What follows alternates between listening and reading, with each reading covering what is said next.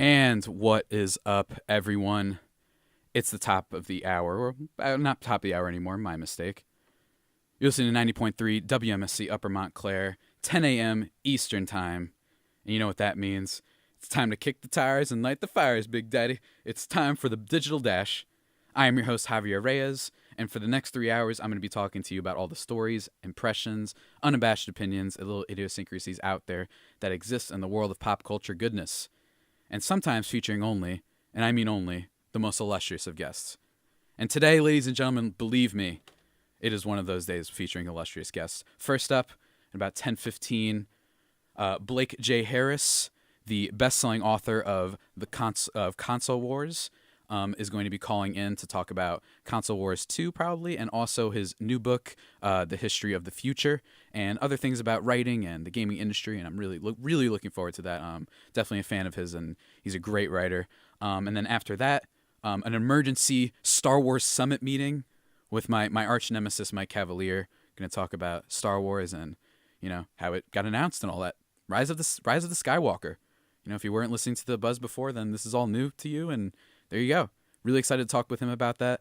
And then after that, a very special moment is the JTJ crew reunion. For those who don't know what that means, it's me, Trevor, Gioia, and Jack Barteck. J for Javier, then T for Trevor, and then J for Jack. There you go. You get it. They're coming back. They're my apprentice DJs from last semester, and just wanted to have them back, a little reunion special, to talk about some NBA playoff stuff and what we expect to happen going forward, and just some of our takes, some of our predictions, and just a good NBA talk discussion in general. It's been a while since I've talked to Jack, especially, and I'm really looking forward to that. And also give some fun little Avengers Endgame predictions, because that movie's coming out not this Friday, but next Friday. It's right around the corner, ladies and gentlemen, and I can't wait. Okay? And then finally, to close things out, at the 12 o'clock hour, Mr. Nate Williams, who is the assistant engineer director here at WMSC. He's a good friend of mine. He's coming on the show to talk about something. I don't really know what, but the big thing is we're kicking off WMSC's 52nd anniversary marathon, where there's going to be 52 straight hours of programming. And yes, somehow I have the honor of it being my show that technically kicks everything off at 12 o'clock. That's when the anniversary begins. So we'll do something when we get there. Don't know what, but it's going to be a lot of fun.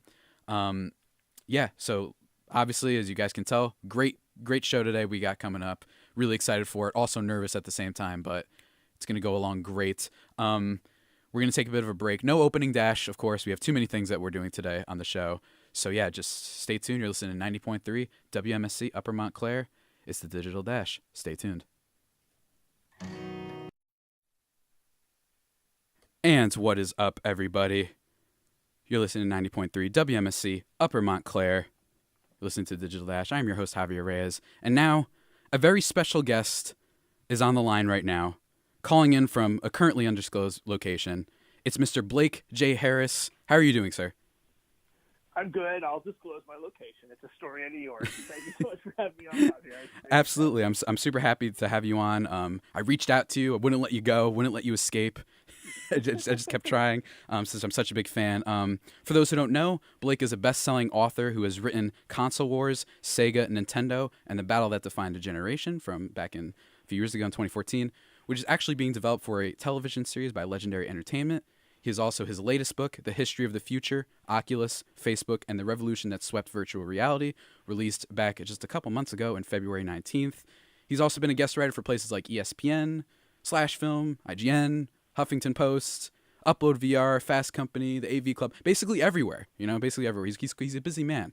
And he's also appears quite regularly on Paul Scheer's How Did This Get Made podcast, which I've listened to before personally a couple of times because, man, there are some weird creations out there that have been put out by the film world, let me tell you, for sure. I keep learning about them every day, it seems like.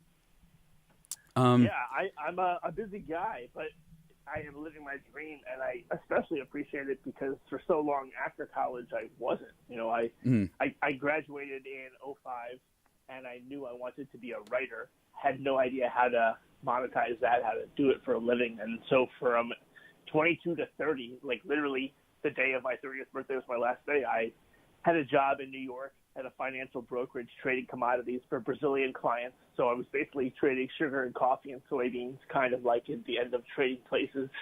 up until I finally got to write for a living. So every day I get to wear shorts, which is amazing, and every day is much better than it was 10 years ago.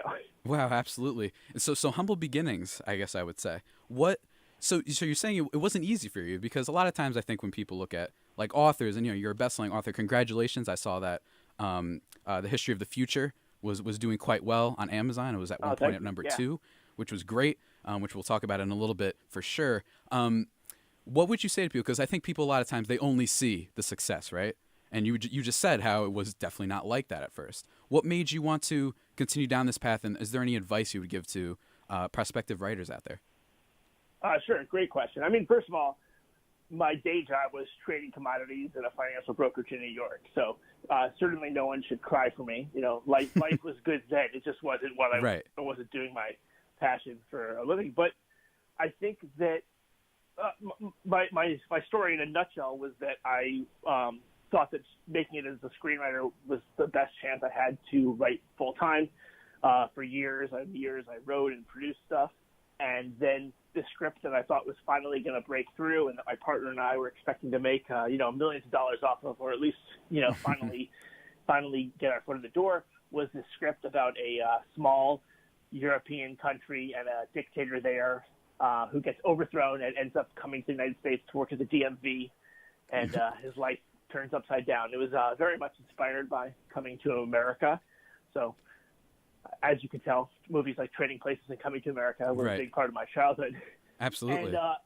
And then a week before we were going to try to sell the script, Sacha Baron Cohen announced that he was doing a movie called The Dictator.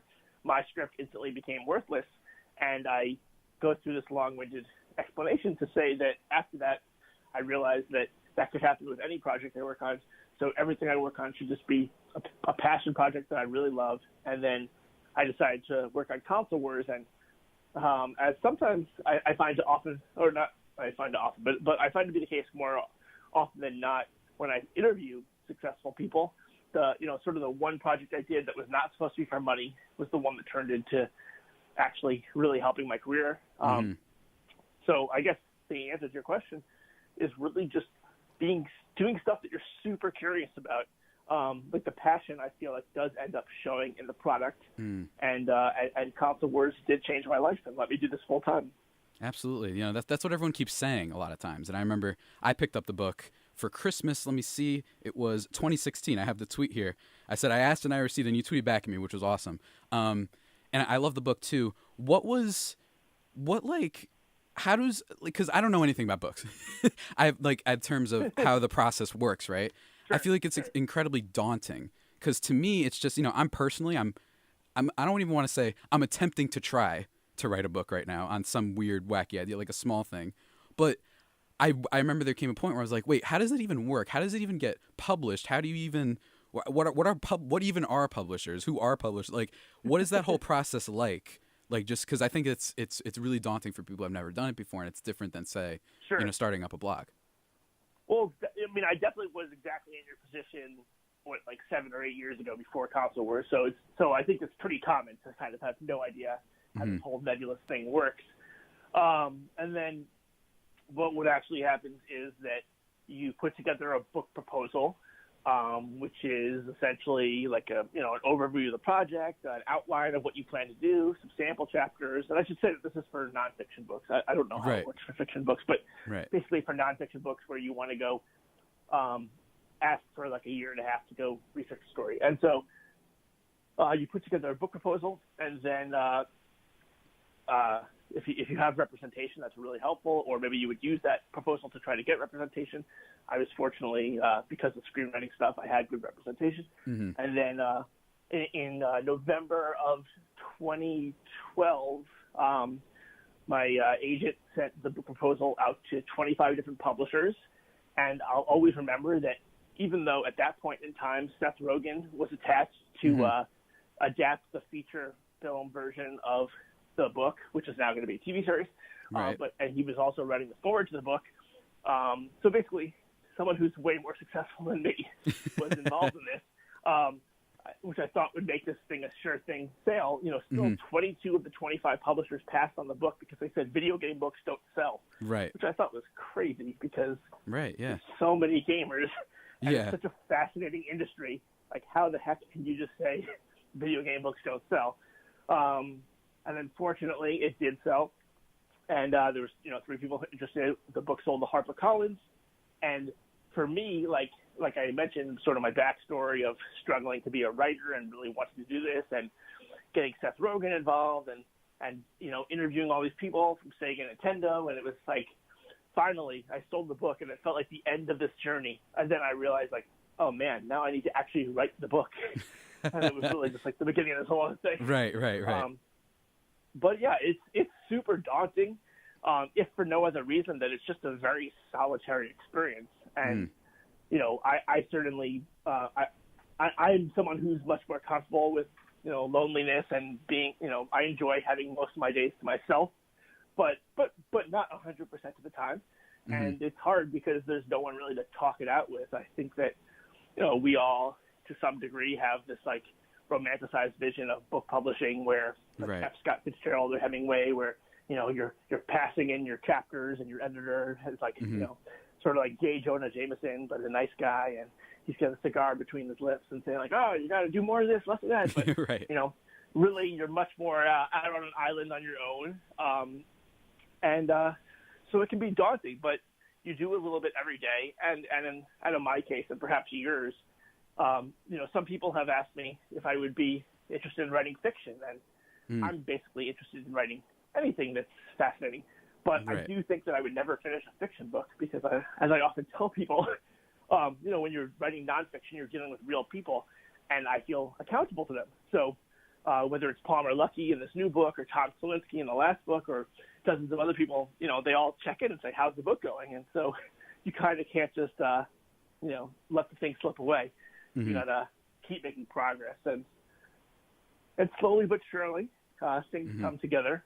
Right. And then, after I think the first book took me 3 years, this last book took me about 4 years, and hopefully the next one won't take me as long. Now, so, first of all, good luck with whatever your next book may be. I don't know what that is, of course, but with the you mentioned Seth Rogen and Evan Goldberg, of course, who also did the foreword in the book. It's very funny. I love the foreword. That's when I was like, wow, this is okay. I'm 100% and more than I was before. How did that work? Did they just tell you what they were going to write? Did it just surprise you when they handed that in? Like, I'm just curious what happened there. Well, the whole thing in general was obviously a big life-changing thing. That was being a first-time writer, and my situation was also unique in that I didn't have, like, bylines with magazines or anything. That, like, I really had no work out there that I could share. So that didn't make for a very promising thing to publishers, investing money in me. But at the end of the day, both of my books are really, as much as I hope that they read like the Da Vinci Code and they're super fascinating and all that, they are just basically business case studies. Right. The competition of, say, Nintendo and the technological revolution of Oculus. And so one of the things I learned from Sega is that they were also a no-name entity, and they aligned themselves with young, up-and-coming celebrities.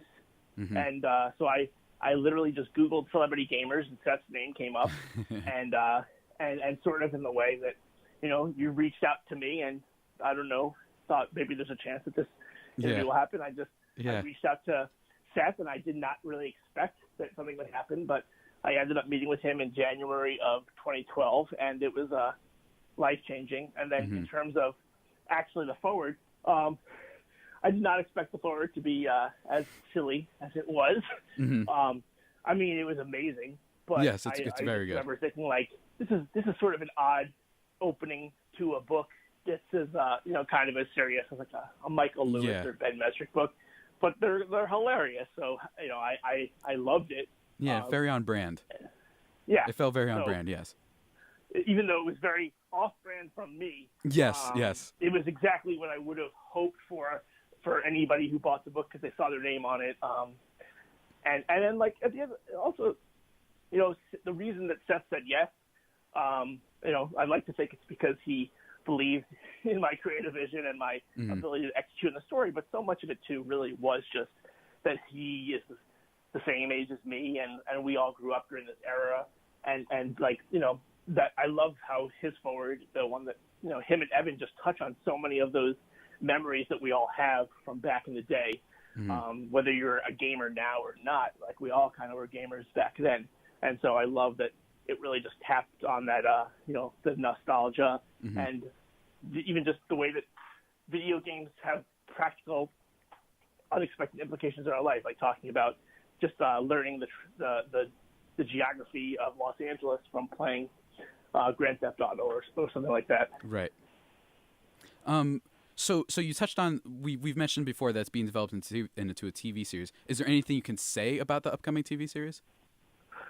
Yeah, sure. So for the first time in my film life, which stretches back to even before my dictator script, like things are actually moving, which is insane because, you know, if I were to sum up the industry in a sentence, it really would be sort of that, like, we'll have my people call your people thing, and then nothing happens. And so we were originally going to do a movie with Sony. We ended up deciding that a television series would be better. And then last, summer, I don't know the exact month, but last summer, we ended up selling it to Legendary Pictures. And one of the first things that they did was commission our awesome screenwriter, Mike Rizzolio, to put together an outline. And the reason I said things are actually moving is like, wow, he actually wrote the outline, and then we all gave notes, and then he moved forward, he wrote the pilot script, and we all gave notes, and it's an amazing pilot script that we have, and the next step will be for Seth and Evan and the rest of the team to meet with some distributors and figure out where we're going to make the show, if at all. Well, you know, there's always a chance it might not work, but we're confident that it will.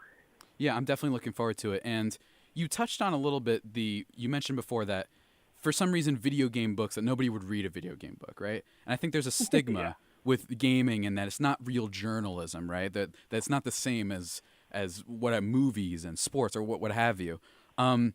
What do you like? Who are some inspirations? Who are some other people out there you think that have shown that this is just not the case and that there's really great stories to be told here in this industry? Well, regarding your first point about video game journalists not being real journalists, there might be some truth to that. But in terms of like the video game industry, whether it's an industry, you know, whether video games are art, there's always like a big conversation. And to me, you know, I think of video games the exact same way I think of the music industry, the film industry. Like it's a multi-billion-dollar industry with incredibly interesting personalities and stories behind all of this. You know, Jason Schreier at Kotaku does awesome work. Yes. He's probably the best working game journalist. He often, I mean, I'm a sucker for long form pieces, as anybody who's read my long books or long form articles would know. But his book, Blood, Sweat, and Pixels, is really good. In terms of, you know, obviously that didn't exist when I was writing my book. For me, and I think, like, going back to your original question of, like, what advice would you have for a young writer or just anyone trying to follow their passion? Like, for me, before I wrote Console Wars, I really just wanted to read a book like Console Wars, and then found out that there was no such thing. But the point I wanted to make is that, like, I wrote the book that I wanted to read, and had faith that there would be enough other people out there that would be interested in a similar sort of like novelesque behind-the-scenes business story. And I think that that is a big part of it too. Like, you know, I as a screenwriter and someone who didn't always have confidence screenwriting, like I know that, at least for me, I often ask, like, oh, what am I supposed to do? Or like how am I, like, you know, what are the beats you have to hit? Like, basically almost thinking that you have to do certain things, but there are no rules really. And I think there's great value in just writing the story the way that you want to see it written, and getting other people excited about that. Absolutely, man. And now, just because, you know, we have a limited amount of time, I want to now talk about, we talked about enough about Console Wars and gaming, and I could talk to you for days about just the rivalry between Sega and Nintendo and how is that translated to now and all that stuff, and Sonic and whatnot. But now I want to talk to you about your most recent book, which, like I said before, congratulations on how it was doing well at one point. I saw it was on number 2 on Amazon, or number 3 if I'm not mistaken. This is cool because now I can definitely brag that I had a best-selling author on my show. That's awesome. So thank you for that. Now, I do admit I have not had the chance to pick up the book just yet. So can you talk about, can you just briefly talk about, like, what is it? What is the book? What's the pitch? What's it about? Sure. So Console Wars was a narrative nonfiction, sort of cinematic book story from 1990 to 1995 about Sega's rise from 2% of the market to 55% of the market. And this book, too, is a very character-driven story, and it's basically a story that starts in April of 2012 with a young man named Palmer Luckey, who was then 19 years old. He's living in a trailer in Long Beach, California, and he's obsessed with this technology called virtual reality at a time when no one else in the world really is. Back in 2012, VR was essentially a technological punchline similar to, flying cars or jetpacks, like this sci-fi thing that was so silly and would never happen. But Palmer was obsessed with it, and he ends up getting discovered, as it were, by the legendary game maker John Carmack, who people probably know from Doom and Wolfenstein and other awesome first-person shooter games. And then Palmer starts this company called Oculus. Less than 2 years later, they sell to Facebook for nearly $3 billion. And then, they're sort of at the forefront of this virtual reality revolution, and they still are. But as anybody who's familiar with Facebook headlines of the past year, there's a lot of controversy. Absolutely. My book includes some of that. And basically Palmer Luckey, in the middle of my research and writing, was fired from the company. And he was fired for reasons that had nothing to do with technology or virtual reality and have to do with politics, like personal politics, not office politics. He's a Trump supporter. That did not go very well at Facebook, and I'll disclose that I very much am not a Trump supporter. But what happened to him is not about left or right. It just is about right and wrong. Right. And so I had to get to the bottom of that. The book ended up taking me 2 years longer than I thought because it was pretty hard to get to some of that stuff because Zuckerberg was involved and there's a lot of shady aspects. But yeah, so it's to me the book, like Console Wars, it's just a great universal story, and this one to me is just a modern day American dream story of Palmer inventing this thing, living in a trailer, and everything that happens next, and then getting pushed out of the company for supporting the wrong candidate. Right. So, and I saw somewhere you mentioned this not too long ago that it was originally due in 2016, and I found this interesting, and that you needed an extension. What happens there? Does your publisher get mad? I don't know. I'm just curious how that works, how that happens. The process. I didn't know the answer either when I did it. Yeah, so my book was originally due, I think I posted a screenshot of the original contract. The book was originally due September 26, 2016, but 4 days prior to that, that was when news broke that Palmer was a Trump supporter, and and the way it was presented was that he was also funding this internet troll factory, which was not true, but that created all sorts of chaos. And so, to me, that pretty instantly changed a lot of the story. I would say that having the success of Console Wars behind me, it definitely gave me a lot more confidence and I guess clout to take my time with the book. And I guess the short answer is the publisher was not very happy about this, that I was going to be turning it in later. But I felt that the lesson I learned from Console Wars is that you only get one chance to make a first impression, so you should put the book out there that you want. Typically you would probably arrange with the publisher for a 3-month extension or a 6-month extension. In my case, I just kept pushing the deadline, and at one point they came very close to canceling it and told me that they were going to cancel it. Wow. And had this been my first book, I probably would have just done whatever it took to turn it in. But because it wasn't, and because I had the luxury of some stability from Console Wars, I was able to say, that would really suck if you guys canceled it. But I need to write the book that this is supposed to be, because there's a lot of crazy stuff going on here, and I was able to stick with it and follow through with the version of the story that I wanted, and it did end up working out. And the publisher was as supportive as you could hope. Like as much as it might have frustrated me to be no, guys, just give me more time. I completely understand it from their perspective too. and they really have been great to work with on both my books. Maybe not so much my editor at the time, but but the publisher. I have nothing but great things to say about HarperCollins. If anyone out there is thinking about sending their books to HarperCollins, they're a great publisher. Right, absolutely. And, you touch on this kind of the idea, and I've seen an interview somewhere where it's like people really turn on you these days when it comes to politics. And it's, it's really amazing, people jump to words, like these trigger words like racist and SJW trash, neo-Nazi or feminist Nazi, for both right and left, whatever your political leaning is, that people assume these things.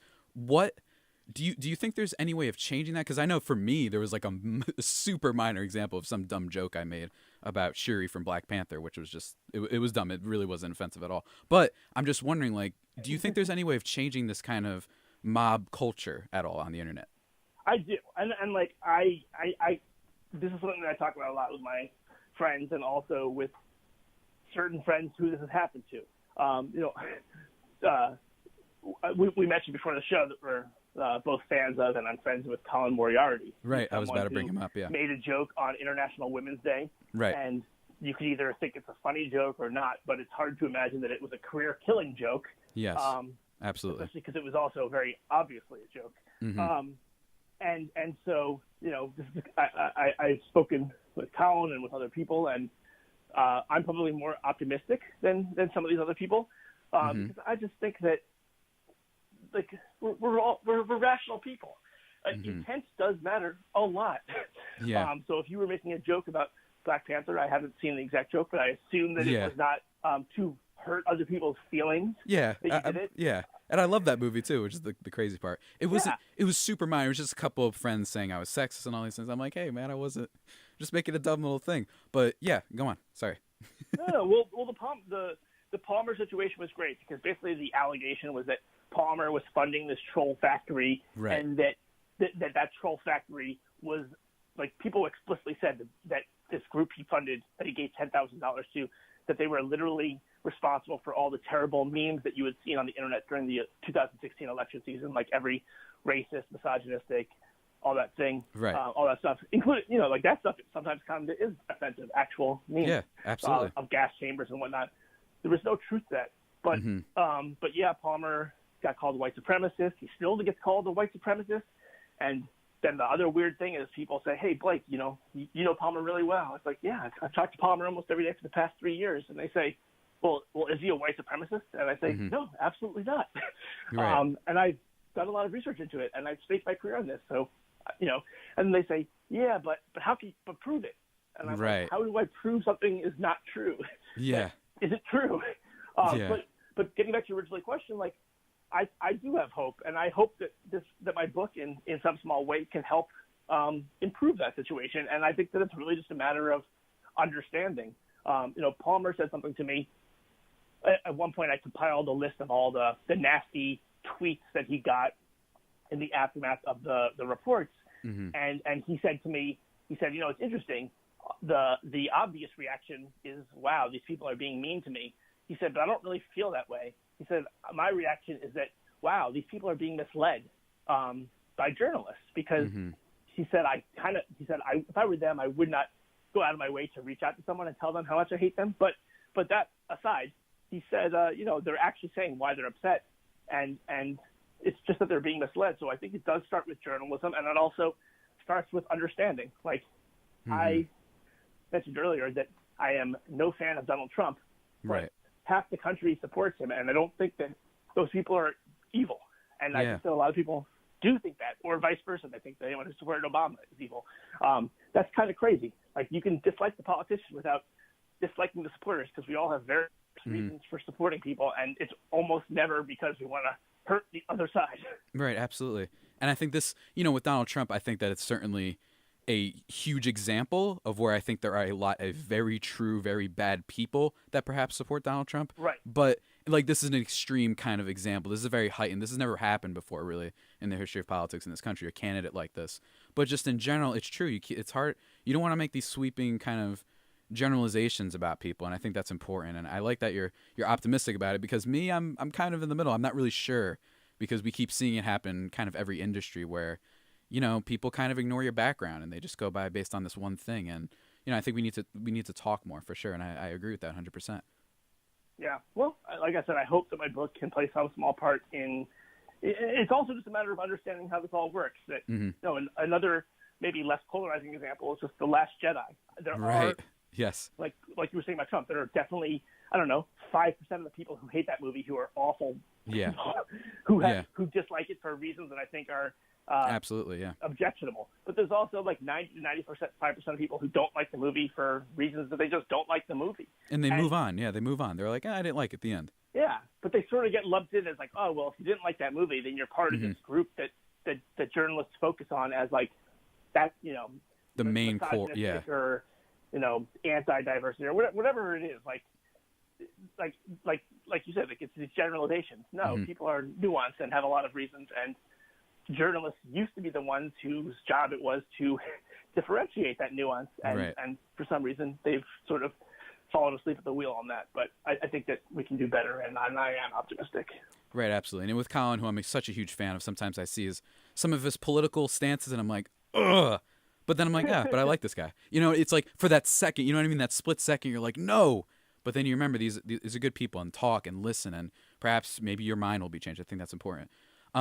Blake, the last thing I wanted to do is just a couple of rapid fire fun questions for you that I came up with just to close things out. So firstly, what movie do you think will be better? Because you did Console Wars, which is kind of the Mario versus Sonic thing. Which movie do you think will be better? The upcoming Mario animated movie that Nintendo is apparently working on in like 2022, or the Sonic the Hedgehog one, which has been kind of in the internet news lately? Oh, well, I'm definitely going to get killed for this, but from my Sega, my former Sega friends, but definitely the Mario movie. Right. Everything I've seen about the Sonic movie has made me cringe. Yes. And then there's also just the fact that Nintendo, as you see from the book, it's like they take longer to do things because they put a lot of time into doing things, and they usually do them better than anybody else. So I'm definitely more bullish on the Mario movie. Yeah, and I think objectively speaking, Sonic games, they're just, some of them just, I don't really think there's a contest in quality of the games anyway. I think that the best way to say it is I've never purchased a Mario game that I regretted purchasing, and the same cannot be said for other title mascot characters. We didn't have enough time to talk about Paul Scheer and like the whole podcast, how did this get made? But I wonder, since that's a kind of a podcast about weird products and kind of bad movies, what is your favorite bad movie ever?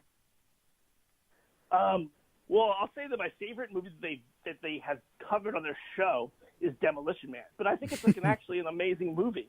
I think that movie is the best depiction of the future of any like dystopian, utopian movie of anything. Like, and I think it's sort of coming true, from the gun control to the chain wars leading to consolidation of there being only a few companies, to people no longer having the attention spans for full songs and instead liking jingles, which I guess that hasn't come true. But just in terms of length, and then of course they did predict that Arnold Schwarzenegger was going to get into politics, which I think they deserve a lot of credit for. Yes, they do for sure.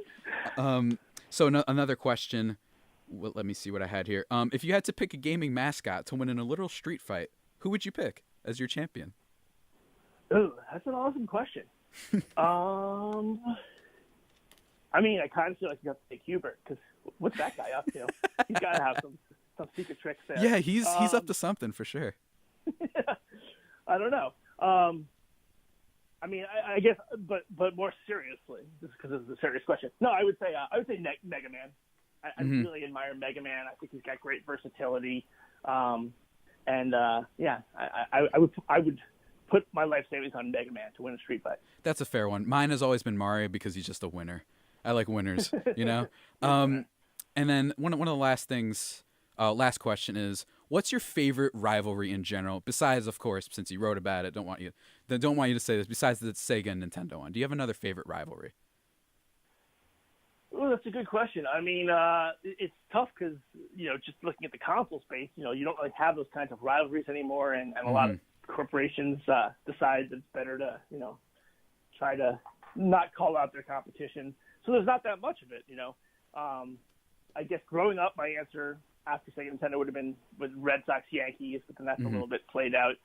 Right. I don't know that I have like an iconic one, but I actually really am finding fascinating the kind of new rivalry between Valve's Steam PC distribution store and the new Epic Game Store. Right. This has been a big story lately.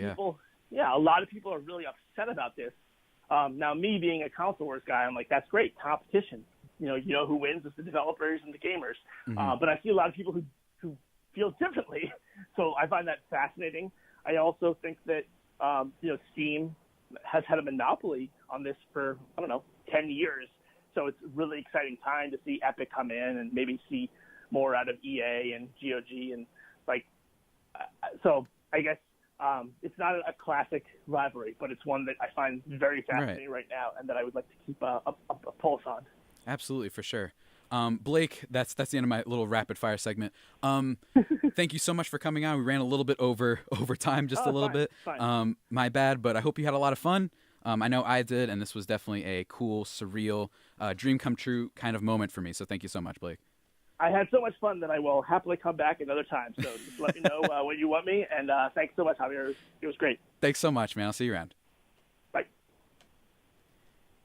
And everybody, that was Mr. Blake J. Harris, the author of Console Wars and the History of the Future. You can check out that book. It is on sale now, actually, on wherever books are sold. You can check that out if you'd like. But now we're going to take a little bit of a break. When we get back, my friend Mike Cavalier is calling in for an emergency, and I mean an emergency, brief discussion on Star Wars, The Rise of Skywalker. So stay tuned, guys. Listen to Digital Dash here on 90.3 WMSC Upper Montclair. And what is up, everybody? Welcome back here on 90.3 WMSC Upper Montclair. Just got done speaking with the great, the legend, the iconic Mr. Blake J. Harris, author of Console Wars and the History of the Future the History of the Future. That was a really fun conversation. Hope you guys enjoyed listening to it as well. And now, calling in via Skype from an undisclosed location is my arch nemesis, Mr. Mike Cavalier, yet again. Another Monday, another segment with Mike on the Digital Dash. Indeed. You're on a little bit of a kill streak here, I think. I think this is week 3. I think this is 3. It might be week 3 or 3 out of 4. I can't remember because there was one slow week. Oh, you're right. Yeah, I think. Yeah, we went from going to Fast and Furious for no reason to a supervillain draft, and now Star Wars: The Rise of Skywalker. It's finally here. Now, first of all, did you expect a trailer to be released? Because I only expected a title personally. Honestly, because the Star Wars celebration was going on wherever it was. I had no idea that was going on, to be honest. Let's see. This was Friday, right? It was released on Friday, yeah. So Friday morning, it was like 9 a.m., right? Yeah, it was early in the morning. It was released around 11, is what my friend Trevor here is saying. 11. Well, so I had myself a night the night before, and so take with that whatever you want from that, everyone. I'm pretty sure I was still asleep when it dropped.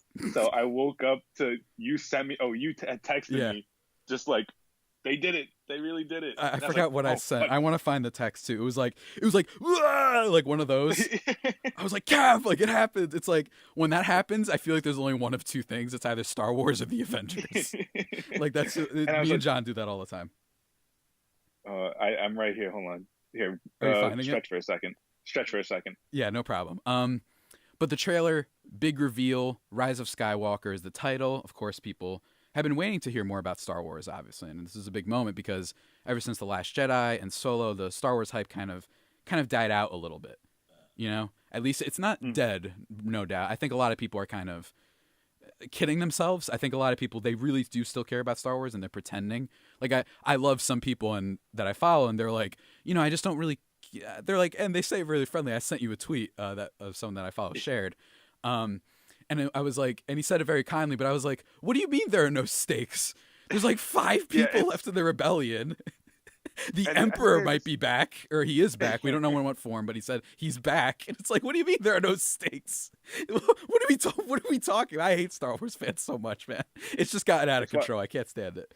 But they're not all bad. It's just a very extraordinarily loud, slightly more than vocal minority. It's just like ridiculous. But anyway. So I made the mistake of I wanted to read like the comments on the YouTube just to see if like they'll have anything fun, constructive to say. No. And it's just like Not even close. Like, you get a couple of them, but then you get like, oh, I'm never gonna watch this. Maybe I'll see it on DVD. Maybe. All right, boss. Like, no one cares. Yeah. All I said was Mick. Yeah. Yep. What is this? The Sons of Bleep did it. You're like, whoa. The title, Emergency Digital Dash Summit needed for Monday, and then you put the alarms, and that was it. And here we are. It was great. That's what I did with John too. I gotta find the John text because, I mean, I really wish I could frame my John reaction texts whenever something crazy comes out because they are always incredible. It's usually like, I can't say anything John says when this happens. Like, I cannot say any of it on air. Let me just tell you right now. It's just, yo, hold up. Oh yeah, he just texted me the trailer, like the title, I mean. And I said title, and then he said my head hurts, and then some other words I can't say. And it's just like everything in this conversation I can't say on air.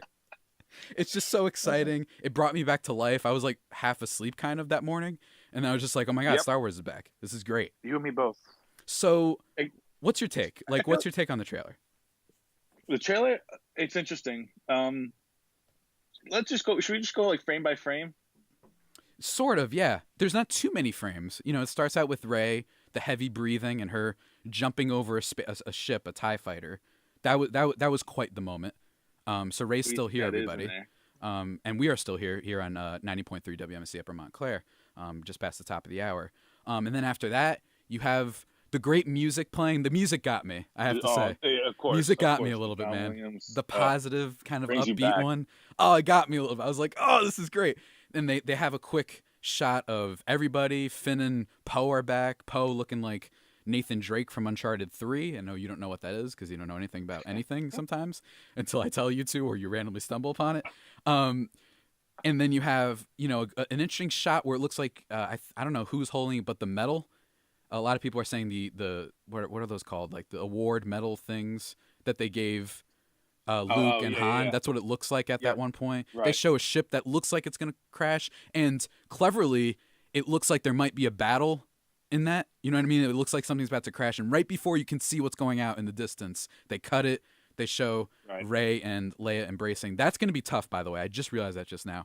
Totally forgot that we don't really know what they're going to do. Right. And Trevor, my friend Trevor is just showing me the thing. You see what I'm talking about?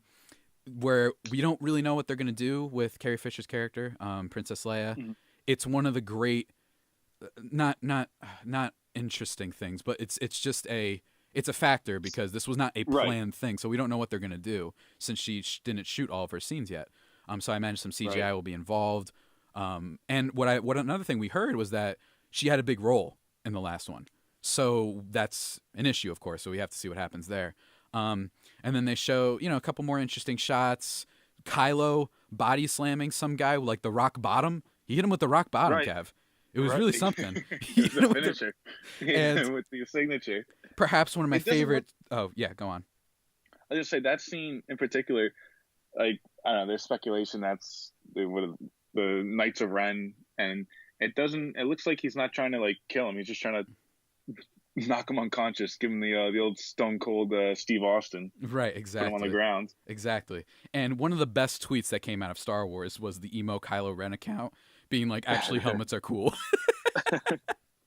Because as people remember, he destroys his helmet in the last movie. In this one, he's like carving it, like making it cool looking. One of the great tidbits, by the way, from The Last Jedi, like one of the great funny bits, is that Kylo might have just been wearing that helmet because he wanted to, not because he had to, where the Emperor was like, take that ridiculous thing off. Why do you use that? So this whole time, he's just been wearing this thing totally unprompted, and everyone's just like, okay.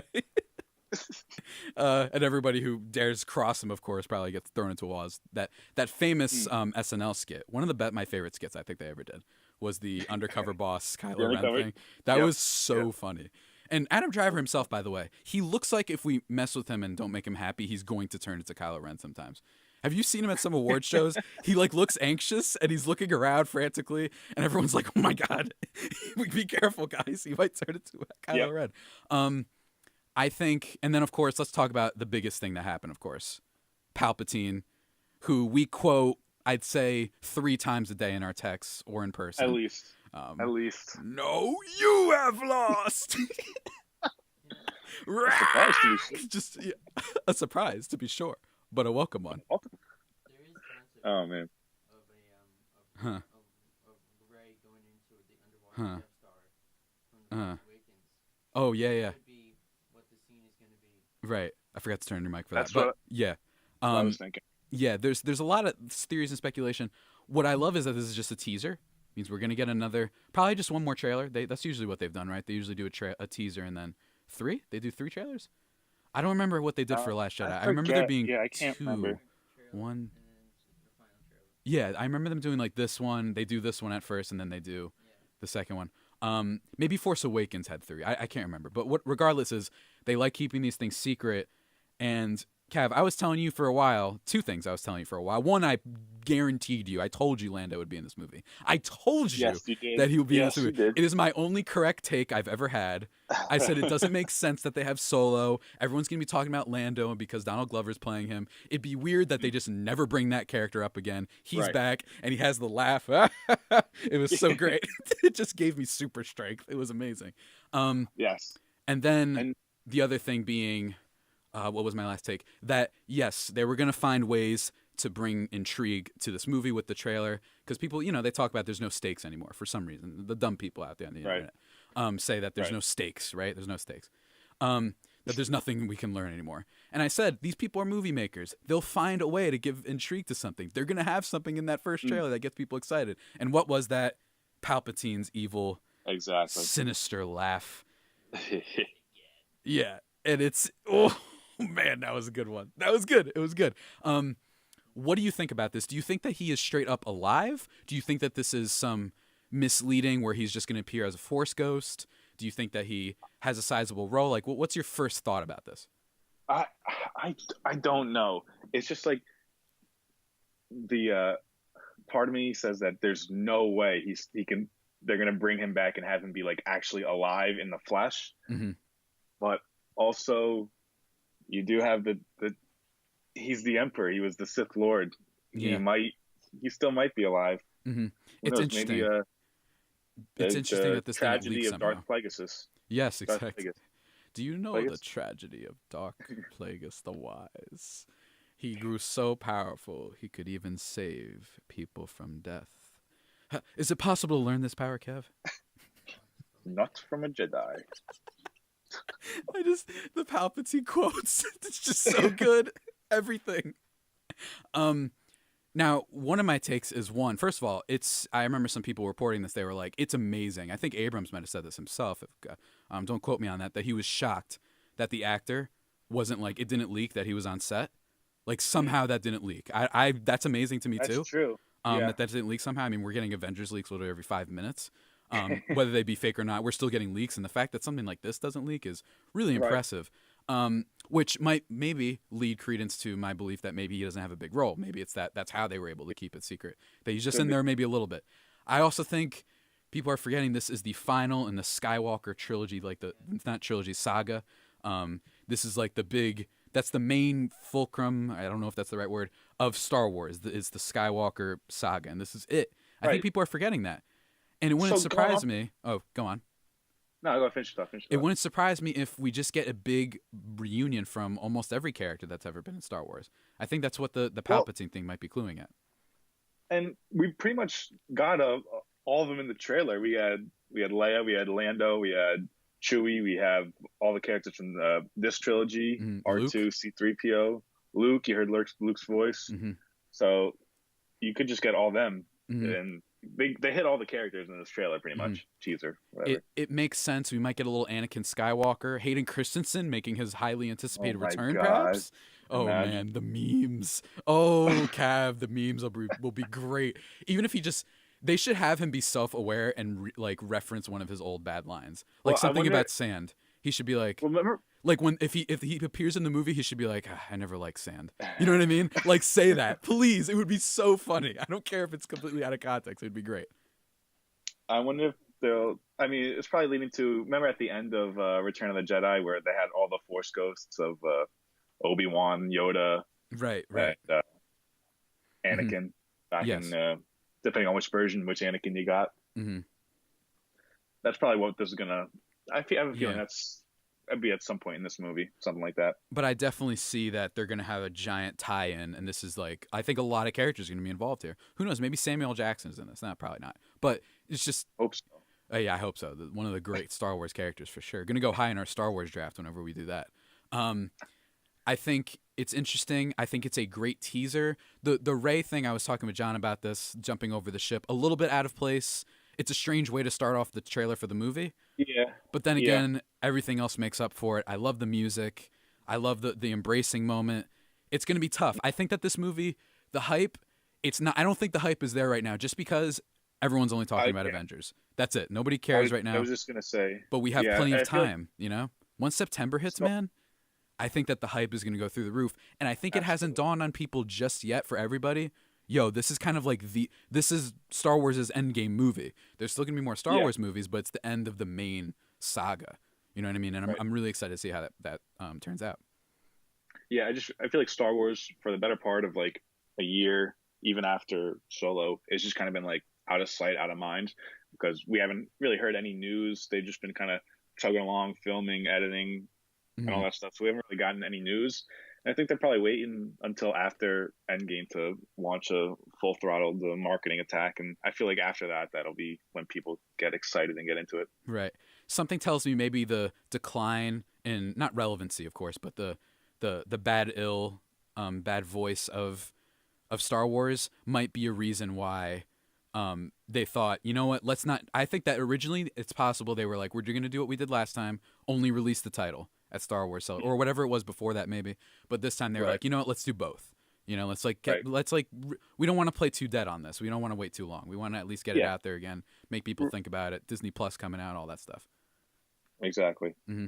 I remember my friend Trevor was telling me just now, who I'm not letting speak right now because he's disavowed completely.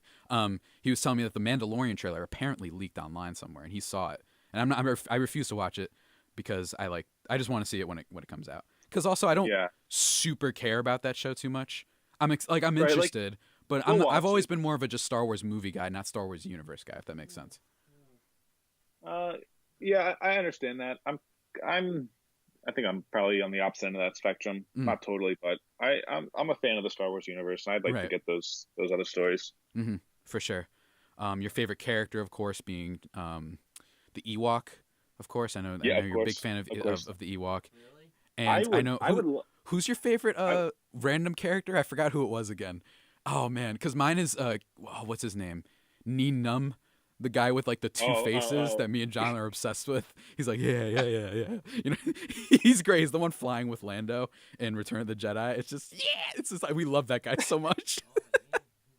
Just look him up. It's great. We love him. We're obsessed with him. I don't know who your favorite like random character is. Yeah, I don't know. I gotta think about that. Mm-hmm. But yeah, any final thoughts, guys? Here's what I want. Before we leave Star Wars universe, I want a live action Ewok series of them prepping for that battle. That actually wouldn't be too bad, like a limited series, perhaps. It has to be R-rated because they actually R-rated. You're saying R-rated? That would be amazing. There's certain things about it'd be like Venom, but Ewoks. No, there's certain things about Ewoks that I can't say on the radio. Okay. Yeah. Okay. What? Okay, the Ewoks. Whoa. Ewoks having a heat check moment right now in the Digital Dash. Cav, any final thoughts before I let you go and not miss a class for the 5th week in a row? Well, I'm not going, so it doesn't really matter. I'm telling you, your teacher's gonna find this, and he's gonna play it, and he's gonna do the reverse thing where he's like, "So you skip class for this? Well done." One of those. It's like it totally takes you off guard. What's your final thoughts, sir? So, do we think Jar Jar is still alive?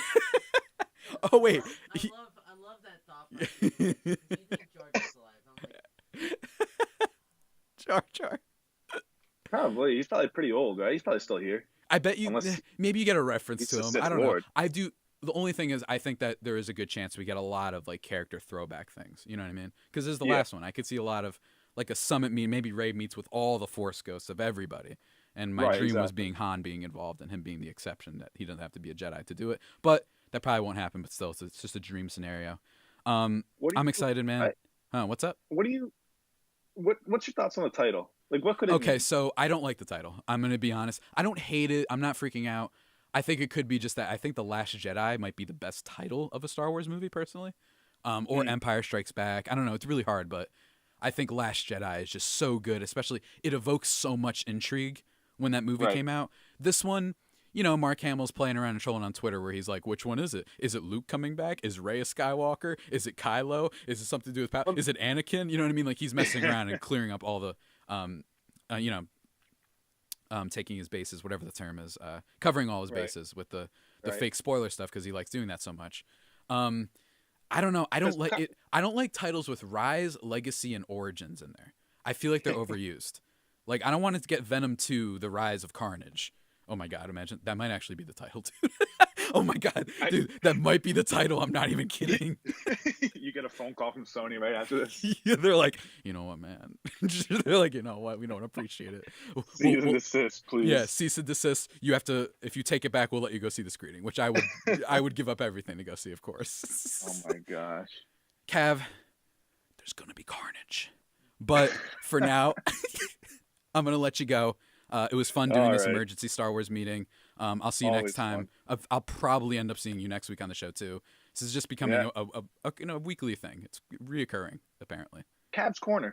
Just throw it out there. Cavs Corner. I like it. And then whatever the topic is. All right, I like it. I'll remember that. We definitely didn't take that from any other podcast we listened to. Nope. None whatsoever. All right, I'll see you around, man. All right, I'll see it. And that, ladies and gentlemen, was my friend Mike Cavalier, my arch nemesis Mike Cavalier, calling in via Skype from an undisclosed location. And now I'm finally going to let him talk. I'll allow it now. What's up, Trevor? What's up? Trevor Gioia here, Yeah. who's been on my show a bunch of times. He's back. We're waiting for Jack to complete the Trinity, of course. But give your final thoughts on Star Wars 2, because I didn't let you, of course. For me, the Star Wars thing is really exciting for me. As much as I say I'm a hardcore Star Wars fan, for me, like, I grew up watching the original trilogy. I grew up watching the prequel trilogy. For me, this film looks really good. And I'm just saying this, like, I think we've seen the desert we've seen the desert planet in the trailer is some planet we've seen before, and it's going to end where it began. And I think it's going to end on a certain planet that's been mentioned a lot in Star Wars history. Tatooine, perhaps? Tatooine. It would make sense if it begins and ends. It would. Because I saw the mountain range and all that stuff. I'm like, that seems like Tatooine.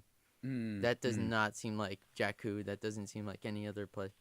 But for me, I'm really excited to see it. I think Skywalker is more of like, it's going to be the new Jedi Order name. I don't see it as like, I got that from somebody else, but I just think the Skywalker is not going to be like, it's going to be like a legend. Like the Skywalker legend. The Skywalker legend. Yeah. Okay. Like because The Last Jedi, they got rid of the Jedi Order. So technically speaking, what could be the new name of the Jedi Order? The Skywalker? Perhaps. Skywalker? My only fear from this movie. Yes. I don't want them to retcon everything from Last Jedi. My biggest thing. Here's my biggest thing. I think they're gonna retcon Rey's parents. That's my only thing I care about. I think that's stupid, and I think that they should keep it. I love it so much. I love that there's no Skywalker nonsense going on again. No dynasty. It's like, this time it's just a super talented person whose her parents suck and sold her for booze. I love that. Totally subversion of expectations, and it's not just, you can do something that maybe she's had a history with the Skywalkers, but I don't want them to have any parentage. Not the Skywalkers. Another family. What, Obi-Wan? Yeah. Yeah. That would be the only one I might allow, but I still prefer the blankness and the despair of being, hey, guess what? You're not special. Remember in Force Awakens how, like, Kenobi, Obi-Wan speaks for a second. Like, I think she's a Kenobi. Not exactly related to Kenobi, but in some way, shape, or form related. Maybe it's not her father. Yeah. I think that's the best of both worlds. If maybe he looked after her somehow. Yeah. Maybe, but it wasn't her. Like, he had some connection. Yeah. That I'll allow. But I really like the. That is good. I really like her legit parents. Maybe he had to give her. He saved her, but then her parents unfortunately turned out to be awful. I just prefer the whole. No, I just love that about them because I'm pro Last Jedi personally, and I'm tired of talking about that movie. But I'm pro. I love the Rey thing. I love that. No, you're not special. Guess what? Your parents think, but also. Your parentage doesn't define who you are. I just think that's a very powerful thing, and Last Jedi had a lot to just say, and I think that was very powerful. Do you have any other final thoughts on the trailer? For me, I'm just excited. I think it's going to be a good movie to watch in IMAX. It's gonna be. You say that about every movie. No, I don't. You say that about every big movie. No, You're no, always no. excited. No, It's fine. It's fine. You're allowed. It's just for me. Like I don't pick and choose. I don't pick and choose all the movies to see in IMAX. I choose the ones I really want to see that are event movies. Like people say to me, "Oh, why do you go to IMAX so much? It must be really expensive." I'm like, no, I just pick and choose which ones I really want to see. And for me, like Star Wars is one of those films that I'm like, I saw it, I want to see it in IMAX again. I want to see it in IMAX for the first time, on opening night. That's fair. Yeah. I'm excited for it. Personally, I think that people are playing silly. I think that everyone's going to be excited for this. Here's my tip with everybody. Yeah. Don't listen to the people who are like, I honestly don't care anymore. That's not true. Those people will be seeing the movie because I really truly believe this, Trevor. I think people are forgetting this is the end of like the main saga. I think people are forgetting that. I think people are forgetting that. I think once they realize that, they'll be like, oh, I messed up. Yeah. They'll be like, oh, yeah. Absolutely. So that's about it for the Star Wars talk. When we get back, gonna wait for Jack to come in, and then we're talking basketball. We're talking Avengers. We're doing predictions. The JTJ crew. Yeah. We're reuniting. We're back. Yeah. It's exciting, man. Really excited. Yeah. So yeah, stay tuned, everybody. You're listening to 90.3 WMSC Upper Montclair, the Digital Dash. It's been a good one so far, and it's not ending yet. Stay tuned, and at 12 o'clock, the anniversary kicks off. So like I said, stay tuned. 90.3 WMSC Upper Montclair. 0.3 WMSC Upper Montclair. You're listening to The Digital Dash. Only about 30 somewhat minutes to go before the anniversary of WMSC. The 52nd anniversary kicks off. But until then, I'm being joined by one half of what's missing of the JTJ trio. Thank you. See how I saved that a little bit? Yeah. Mr. Trevor Gioia. Hello. How are you, man?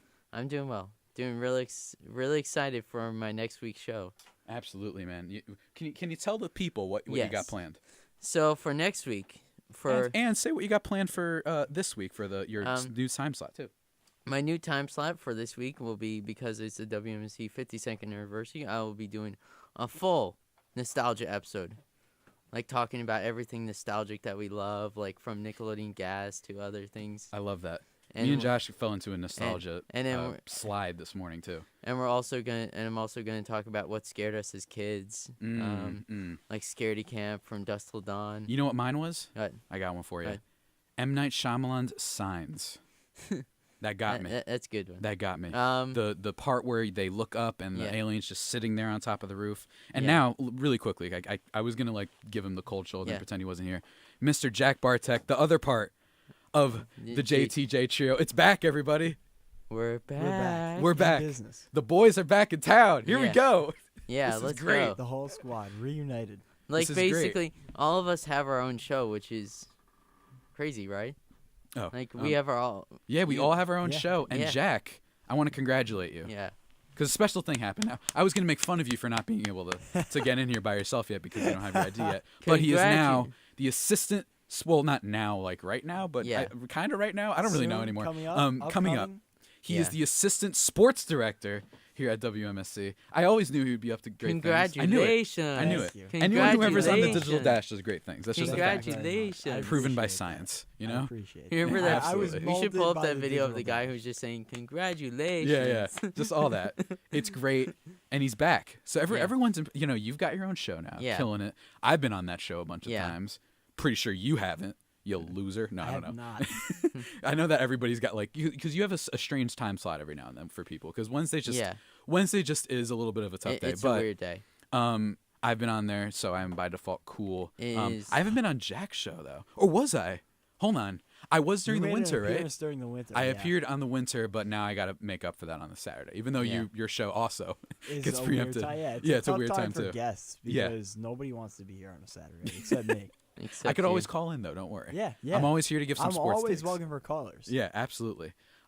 So guys, it's been a cool semester. Yeah. I have to say. Now I'm graduating. That's wild. Yeah. That's kind of weird, man. I'm graduating in 3 weeks or whatever it is. Yeah, that's crazy. It's really strange. But you guys still have life left. I still have life. I'll live vicariously for you all. I have my show, which will be back next semester, which I'm already planning a few titles for a few episodes. You're gonna title the episodes now. Yes. Already planning ahead. I like it. I respect the hustle. Basically, Even though I always say never to hustle, but still.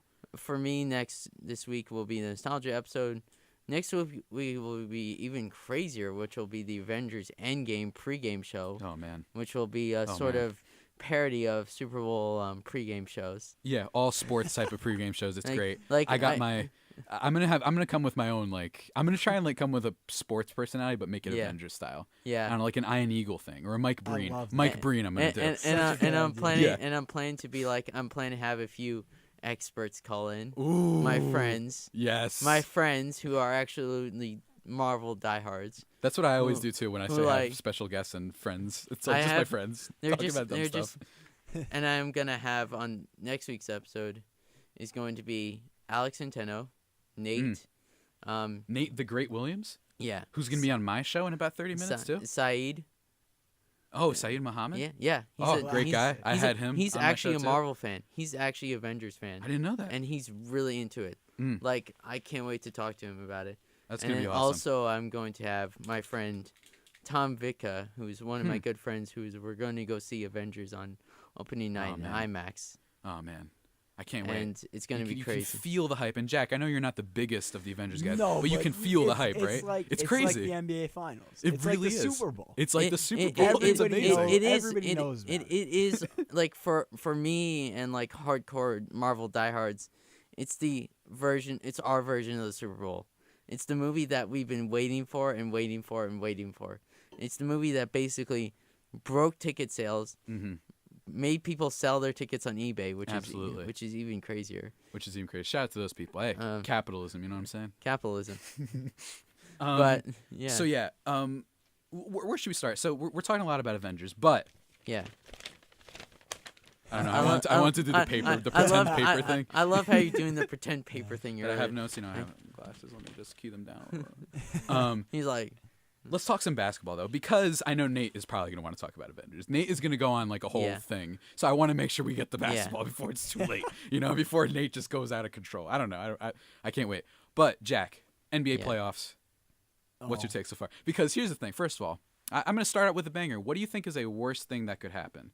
Now, based on what happened this weekend, one of these doesn't seem as likely.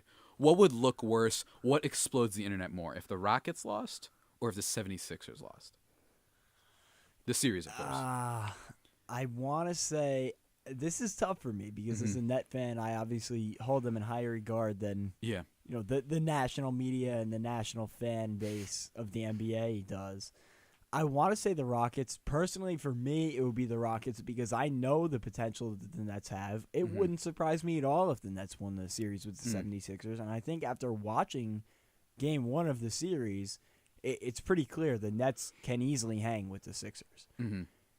I think nationally it would cause more of an uproar if the Nets beat the Sixers just because, for one, nobody expected the Nets to be here. Right. Whereas the Jazz are a team that a lot of people had in their top 3 coming into the season in the Western Conference. The Nets don't have a prototypical superstar. You could say D'Angelo Russell, but he's just still, a great player. He's here. Yeah, he's still borderline. The Jazz have a couple guys you consider: Donovan Mitchell, Rudy Gobert, Joe Ingles. All those guys are proven commodities. Amazing. Yeah, and I just think that the overall thought of a team like the Sixers, who was all about the process, we're going to tank for 10 years, but in 10 years it's going to pay off when we are the team to beat in the Eastern Conference. I hope my friend's listening right now. Yeah, as opposed to the Nets, where they made the worst trade in NBA history a few years ago, and they're already back in the playoffs. There was no real tanking year. The years they were bad, they were just bad. It wasn't tanking. They were literally trying to win games. Also because there was no point in tanking. Exactly. Because they lost all their picks anyway. So just the way the two teams went about their rebuilds, I think that it would be more shocking for the Sixers to lose to the Nets. Like, wow, you really promoted this whole thing. Yeah. It would be like somebody talking about how good they are at lifting weights for a year, a few years, 3 years, and then posting they get on it, taking selfies, and all of a sudden, And then they're like, you know what? We have a bodybuilding competition a week from now with a guy who all he did for the last 4 years was just play chess. Like, all he did was post videos of himself playing chess. And then the guy playing chess wins. I think, here's how I look at it. I think the potential for what will be more internet explosion is if the Rockets lose. I think what should be more internet explode is if the 76ers lose. I think there's some Harden chokes in the playoffs all the time, which is kind of earned. But I think because, he's like the MVP race this year, by the way. Wow. Yeah. I mean, the two of them, I have, what I hate about this? Because, Anthony Rios, right? I guarantee you if he was on the show that he'd be like, oh, it's Harden, not even close. I hate that it has to be not even close. Whichever, you know what I mean? Yeah. You can't be like Giannis, it's Giannis not even close. Harden not even close. It can't just be like, it's hey, let's be honest. Close. It's unbelievably close. Yeah. I've heard both arguments. I haven't decided. I really haven't. Because I usually pull the which team would be worse off without the player thing. They would both be pretty bad. And they would both be kind of bad. I don't think the Bucks are stacked. I do think they're in an easier conference, which is the case against him. But then the Rockets, the other bad case is Harden did play when they were bad at one point, and he wasn't helping out all that much. That's how they got in the hole in the first place. But then again, it's just historic. I don't know. I really it's like, can you make the trophy bigger or something like that? That'd be great. But back to just touch on the 76ers thing. The 76ers fans, look, my best friend's like a 76ers fan. He's always talking about that. I'm crazy for this. They're really obnoxious. Now, here's the thing. Yeah. I love Joel Embiid, and I approve of everything they say about him and everything he says. I don't care about Embiid. I got into an argument with my friend a while ago because I said, I just think it's a problem that Ben Simmons becomes like Jared Dudley at the end of playoff games where everyone's like, oh, yeah, 15 foot, go ahead. We don't care. In the half-court offense, he's useless in the half-court offense. And it's funny that you mentioned Jared Dudley because the reason he was so ineffective was in part because of Jared Dudley. I love that dude so much. Everyone, because he doesn't look, when he plays, he looks like he's 65. Because you know what I mean? He's nearing it. Yeah, he's nearing it. But he's so smart. He's very smart. The stuff very he brings to the He's a table survivor. intangible-wise, He's a survivor. Yeah. You know? You can't teach that. That's We're waiting for him to be like, oh, I'm done. experience. But he's a survivor. Almost like a Bartolo type of thing. Yeah. Like that he's going to have his moments. He can survive based on solely intention. He's our third center. It's amazing. It really is. But I have to admit, for you guys, the Philly hypes their team up so much. Trust the process. They got Jimmy Butler was great in that first game for sure. But they hype up their team so much that I'm like, all right, can you just go beat the Nets? No offense to the Nets. They don't really have. You're right. They don't have nearly as many All-Stars on that team. Just go beat the Nets. Slap the Nets in the mouth. Be done with it. It should be like maybe not a sweep, but maybe a close game. Maybe like a close game in Brooklyn. But just your first game for you to lose in Philly like that, I still think they'll win the series. And it would definitely surprise me if they won. It wouldn't surprise me if the Jazz won. I think it'll be unfair in a way if Harden gets super ridiculed, unless he's really awful. Yeah, you're right. The Jazz are they've been playing like a top and the 5 Rockets team, not that great of a team this year. Yeah, they really haven't been all that great. For James Harden. James Harden, Paul's been back. I always bring this up. We're on, I believe, year 6 of, all right, this is the year Chris Paul declines. No, it's not. You could say he regressed in terms of he just can't stay healthy. That's fair. But when he plays, he's still great. I don't know why people keep saying this. Yeah. It's great. People want to be done with Chris Paul, but that's my dude forever. Shout out CP3. That would be my thing. I wonder what's going to happen if either of those lose. I think I'm going to not stop making fun of my friend if the Sixers lose, though. No. It's going to be great. Well, the thing is... But I love Embiid. That's the problem. Yeah. I love Embiid. I'm on record on Adam Grassani's show on Friday afternoon. Right. I said, on record, I picked the Nets to win in 7, but I would not be surprised to see the Nets lose in 6 or 7. Yeah. Because I think the Sixers are more talented, especially in the starting 5. But just watch, and I'm trying not to get ahead of myself. It's been one game. Yeah, that's true. But watching a whole season of the before. Nets, I've seen the 76ers a few times, and now watching one game of the series, a lot has been exposed on the 76ers. They're weird at the side. end of games. I think that's why Butler's key. I think they can trust him a little bit more. Embiid can be a little bit weird. It's not all him. It's the Simmons thing, man. There's a lot of Yeah. issues, and Kenny Atkinson I cannot give him enough praise for the job he did. His game plan was incredible because JJ Redick is the only really above average 3-point shooter for the Sixers. This which is their big league problem. I mean, he's elite to make up for it. It runs on this league runs on the 3-point shooting. So JJ Redick, their only real above average 3-point shooter, is a total defensive liability. So what do the Nets do? Every time JJ Redick was on the court, they played whoever on JJ Redick offense, gave him the ball, and isolated him. And he couldn't guard Dinwiddie. He couldn't guard LeVert. Couldn't guard Russell. He couldn't stop anybody. Joe Harris. So they kept going at him, forced the Sixers to bench JJ Redick in the first half, and then eventually he fouled out towards, I believe it was the beginning of the fourth quarter. So they automatically take the 3-point shot out of the game. Embiid couldn't hit water if he fell out of a boat from behind the 3-point arc. So they shot 3 of 22 from 3-point, which automatically is tough to win a game like that. Yeah, which might suggest some positive regression, by the way. Yeah. Eventually, you got to make some shots. Yeah. Exactly. And Ben Simmons was totally exposed. If he doesn't get the ball on the fast break, he's almost ineffective. I think it's becoming, and you know what I think the biggest problem is?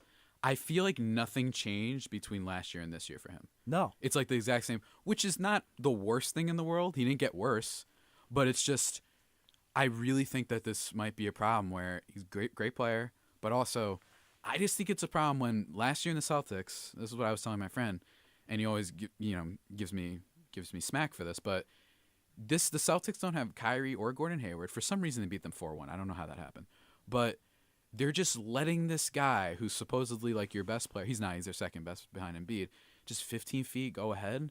Yeah. That's just a problem at the end of the game. It's becoming a glaring weakness in his game. Especially since you don't have enough 3-point shooting around him. Jared Dudley literally said, we'll let him shoot. Yeah. Just let him stand out there because he's not going to – not only is he not going to make it, he's not going to shoot it. Yeah. So there's no reason to guard him. Just drop somebody down into the paint. And that's another thing is that Embiid, who is their Embiid and Boban, who should be their two biggest strengths in the series. The Nets have been weak down low all season, and you saw it. When Embiid got in the post, it was hard for the Nets to stop him, and that's what led to what I thought were some questionable whistles, but when you get the ball down there, you have a side advantage. Most of the time, you'll get a call. So what I thought the Nets did defensively, which was genius by Atkinson, whenever Embiid or Boban caught the ball with their back to the basket, immediate double team and force the ball out of their hands because who's he going to throw it to? Yeah. Simmons can't shoot. Redick was on the bench, and you don't really have anybody. Tobias maybe. Tobias Harris, Tobias but is Tobias my boy. barely gets shots on that team. Yeah. I don't know. It's a case of too many 17, 18-point scorers. And if it wasn't for Jimmy Butler, they would have Jimmy lost Butler the game by 40 points. Jimmy Butler is exactly who we thought he was, and the Sixers in the playoffs they played exactly what we think they might be. Yeah, it That's almost seemed like they were uninterested. Like they didn't even want to be there. You know what they might have? I feel like they might have that. All right, they are better than the Nets as a team. They're more talented. Starting five. Can we just get to the Eastern Conference Finals? That's the vibe, and I think that's dangerous. You know what I mean? I don't know, man. I think they got to be careful. This Simmons thing is going to rear its ugly head hard if they lose this series. I still don't think they will. I think that there's just too much talent there, but the issue for them was that their starting five didn't play well, and that's their advantage. Once it got to the bench, you saw what happened when it got to the bench. With the benches in, the Nets every now and then and all that stuff. When the benches got in, the Nets went on a 20-1 run in the second quarter. Once you get into the bench, the Nets have an incredible advantage. The Nets bench is 3 times as good as any combination the Sixers bench could put out there. But the starting five, there's a glaring talent difference. But can they work together? Can they mesh? Get that chemistry right, and play what they just didn't play well. And the Nets didn't even have their best. I should say their best start because they started pretty cold. They missed their first couple shots, but it was almost like the Sixers just couldn't take advantage of it. And Joel Embiid, I think, is more hurt than that's a sneaky being thing. led to believe. He might be more hurt, which is obviously problematic. If Embiid's really banged up, the likelihood that the Nets win the series, I think, skyrockets like quite a lot. Yeah. Even though I do like their players, but he'll play. But you watched him on Saturday hobbling up and down the court. It's just not. It's not great for your offense when your star player can't really post up the way he should be able to. Yeah, it's rough. But with the Rockets thing, like we were mentioning before, I think it should make more. I actually don't think it'll make too many. I think it will. I think people will say how hard it's a choke artist. I don't know. They might be both equally insane if they happen, but I think just people should know the Jazz are really good now. Yeah. They're like a top 5 team again. Like they're incredible. It's unfair to blame James Harden if they lose because he's had and such then they an won by like incredible 40 season. yesterday, which is what's so funny, Exactly. of course. So that aside, we have to see what happens. Yeah. Another question just to move on some stuff. What Anthony Davis. So I don't even almost have a question. So here's the thing. Job. That's all, folks. Really, really didn't like that. I thought that wasn't just some little tiny thing. I thought that said a lot. I think he might be impressionable. Yeah, and then you saw him come out in the interview. He said he doesn't pick his own clothes out. Somebody lays his clothes out for him, and he just wears whatever's put out for him. Right. Okay. All right. Yeah, that's like, can you own up to it at least? Come on, man. Listen, I don't like it. If you don't want to be a part of the Pelicans organization, I get it. It's a bad organization. Just say that, though. Don't. He's just been so extra with everything. I think it's some Rich Paul thing going on where he told him you know, they don't care about you, so you don't got to care about them. I just feel like for him to be so aggressively bad in the media this year, we haven't really seen this from him before. Yeah. It's been like, you would get like those rumors that he wants to trade, but that would be it. And then this year for him to go from, I don't think it's a coincidence that these things happen, is what I'm trying to say, when he signs with Rich Paul in that agency. I just don't think that's a coincidence. And also, you sign a contract, man. And I'm pro player. I think most people are. They get it. Yes, this is a business, but you did sign a contract, and you got like you had 2 years heading into this year. Now you have a year left, and you're just not going to play? Like, what's happening? This isn't the NFL, where like the NFL is like, bye, you're still kind of good, but you're making more than we like, so we're just going to release you. And then you see the smart teams pick that guy up and get a good year out of him, a la the Patriots. But it happens like literally every year. Every year. Steelers, Giants, when they still were intent on being a good organization, used to do that. Now they're just like, oh, we don't like having good players anymore. Let's trade Barkley tomorrow. Why not? Everyone's gonna get traded before Eli. Please don't remind me of the Giants. Even Trevor. See, even Trevor's like awakening from his slumber over there. Even he's just like, well, the Giants are terrible. He heard Giants. He's like, oh, terrible organization. I remember playing this One Piece game over break that I had to review. They just don't know what they're doing. I was playing a One Piece game I had to review for a site that I'm writing for over break, and I just got that alert. I was like, "Whoa!" I lost. I was like, "Oh man." It's like, hey, let's trade Odell Beckham and then sign Golden Tate. Let's trade Odell. Let's trade Odell Beckham to the Cleveland Browns, which might actually have a chance at winning. Yeah, they're gonna be good. They're gonna be good this year now. More than 5 games. Worried about the Kareem Hunt karma though. Watch it be 5 games, and then watch them lose the rest. Yeah, that's what's gonna happen. I think the Cleveland thing, just a rant, we're only going to do one football. I think the Kareem Hunt karma, one, already we're signing this guy. We don't have to get into the issue specifics, but already this guy's being signed. And 2, you already have a good running back. Yeah. What's his name?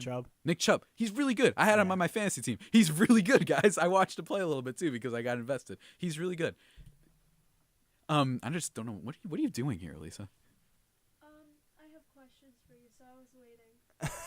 Okay. That sounds so ominous. Yes, it really does. That sounds like something you would say. It sounded like something that you would say during when throwback to when I interrogated you guys and like interrogating. Yeah, the interrogation thing, that was fun. That was a classic. But yeah, just staying on with that. The Anthony Davis thing, man, it's just. I think you sign a contract. You don't, and then the fans are going to get mad, and everyone's going to be like, "Here the fans are again." It's like, well, no, you didn't have to do. That's all, folks. You didn't. You just basically decided I'm not going to play now because I'm not going to LA playing with LeBron. It's like I said, if he just requested a trade, I think people would have people wouldn't have liked it, but I think Pelicans fans even could have understood. Like, okay, yeah, like we're not different. We're a small market. We're not doing much. I think they wouldn't have liked it, but they would have understood. Now you're just being a jerk. Mm-hmm. I just think, it's okay to request a trade, but then for you to get upset that it doesn't happen and then just, I'm done. It's like, this is awkward. Yeah. And now that leads to my next thing. Yeah. When he said he was hurt and then left the arena before the game ended and then played This an feels All-Star like some weekend. impressionable Rich Paul thing. It really does. He never did stuff like this. He would get hurt and he would be like, trying and maybe not always putting 100%, but it was never a personality issue. I don't think he does. Everyone in the media and sports media is always saying he's a great guy. Yeah. I think it's this Rich Paul thing. I don't think it's a coincidence that you get all these stories and that's all, folks, and I'm just not going to play anymore and blah, blah, blah, and the city, they'll betray you and all these things. Right after you sign with LeBron and Rich Paul, I don't see it. And LeBron, he has a reason to say that. He really did have a bad turnout when he left Cleveland. Yeah. And he did it on TV, but he didn't do like a see you losers. You know what I mean? It He was didn't do that. literally like raising money for charity. He raised millions of dollars for charity. I think he might have gone about it a little bit wrong. Yeah. But still. But he was really young. I mean, he got destroyed for that. That's like you know? when he would have been graduating college if he went to a 4-year university. I think we've learned from that instant, and we're like, yeah, that was wrong, how much we destroyed him in the media for that.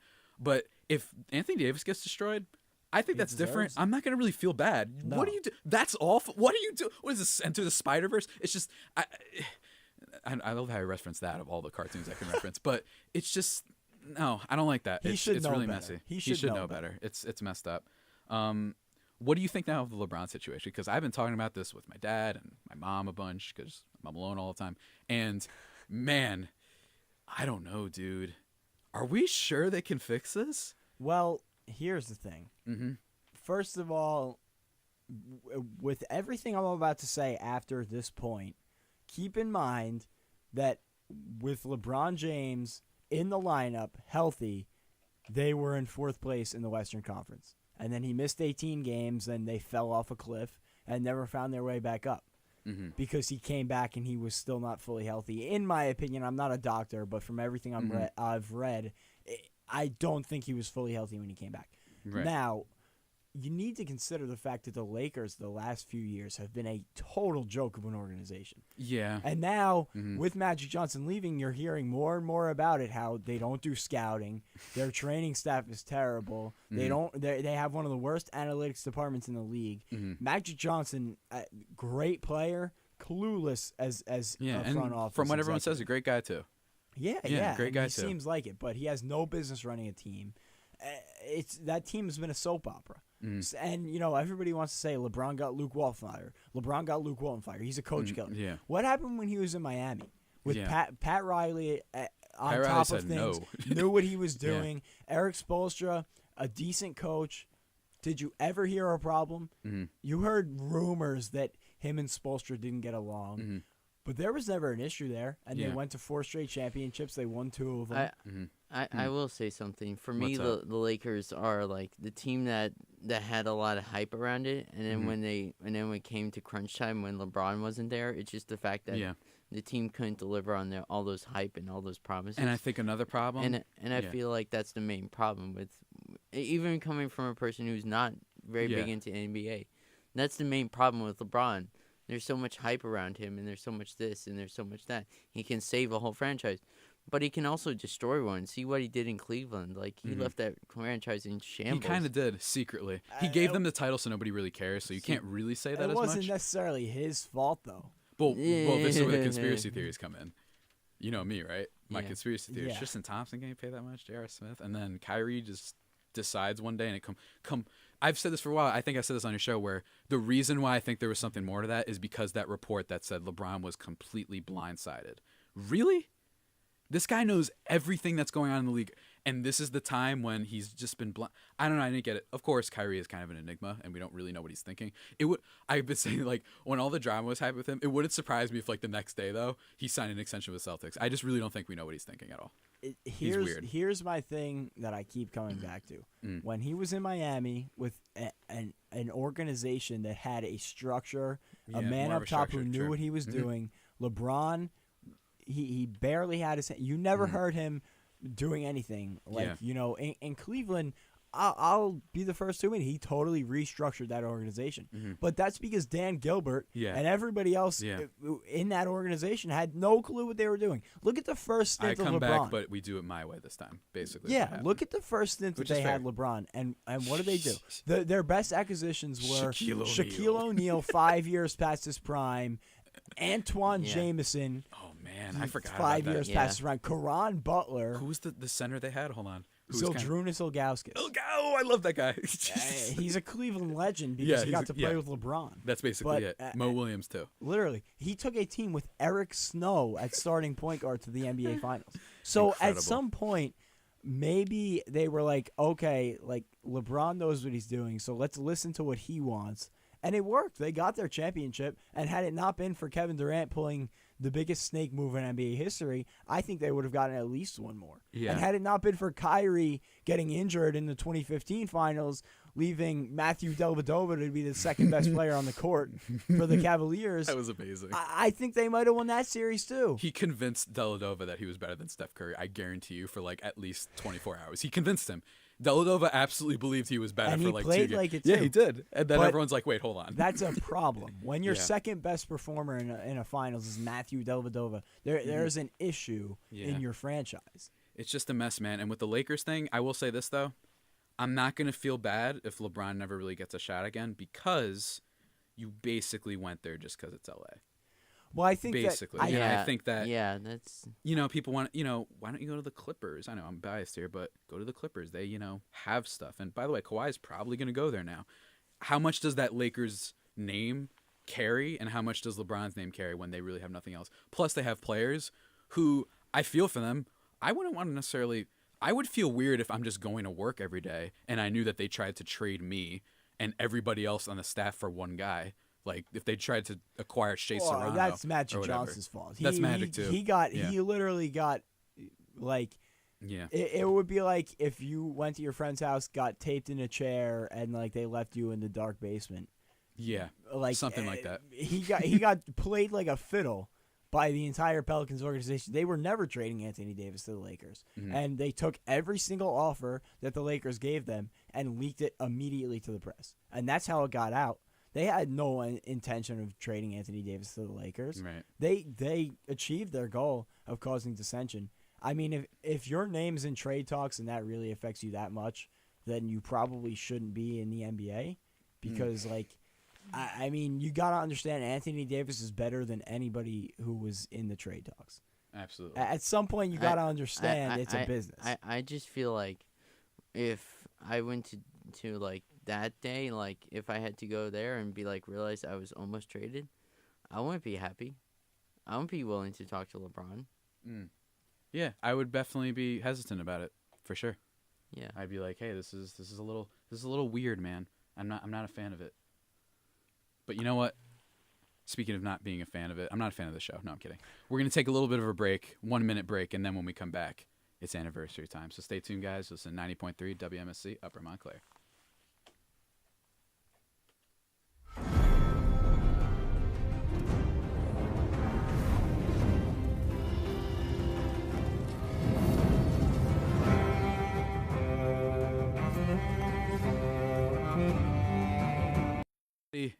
It is officially the time.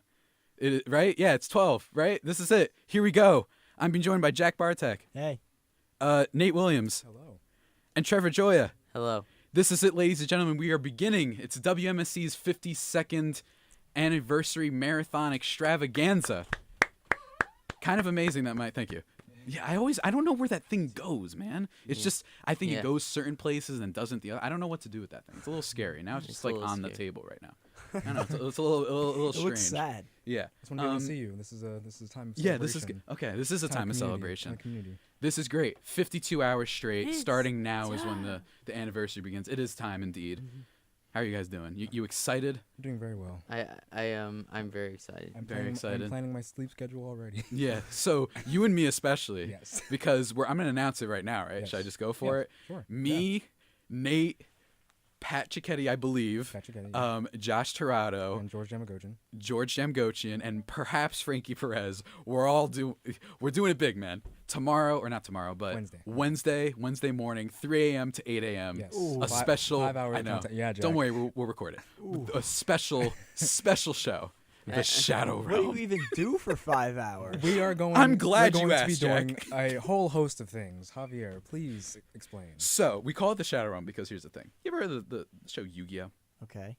When people lost in that, one of the things was the spirit battles or whatever, shadow duels. When the duels were real and you felt the pain of getting hit. You know how the cards, like the real monster things, would come out? You actually felt the pain. So, and you would get sent to the Shadow Realm, which is basically kind of like, a bad place to be, obviously. So we call it the Shadow Realm because me and Josh, that's how we're kicking it off. we're dueling live on air. That's right. I found some cards. Yeah, she's freaking out over there. Yeah, it's gonna be great. Oh my gosh. We're gonna use our funny dumb voices. Nate said he's gonna do By the way, the other thing, don't have to be Yu-Gi-Oh related voices. Yeah, just we can't. voices. We can't use our regular voices for the beginning, at least for this duel. Nate said he'll do T'Challa, which he does very well. Brothers and sisters. Can I get some more previews? I am honored to be here for WMSC's 52nd anniversary. It's really good, right? Josh can do about 70 salad? different voices. Josh can do so many voices. What else do you have? Yugi Boy, he's gonna do. He's gonna do Pegasus. Yugi Boy. He's gonna do Baby Dragon. He's to show up. Huh? I have to show up now. Yeah. Yeah, you See, do. everyone wants in. I'm telling you, everybody's in on Baby this. Dragon. We're gonna duel. I'm gonna bring some extra decks that I have and as many cards. We're probably gonna have a segment where, like, a sudden death, 2 people are gonna duel, and then you have to just make a deck out of whatever cards you see in like 3 minutes or whatever it is. You know, we're gonna do that, and then also, we have George is gonna do like sports play-by-play voice, his Bill Clinton voice perhaps. Frankie probably gonna say something super heinous and controversial again, like he did on my show. Like he did on your show, thing. where he brought up Tiger Woods. Yeah, he brought up Tiger. That was the least of his crimes. It turns No, out. that's- something about something about the Native Americans. Yeah, something about the Native Americans.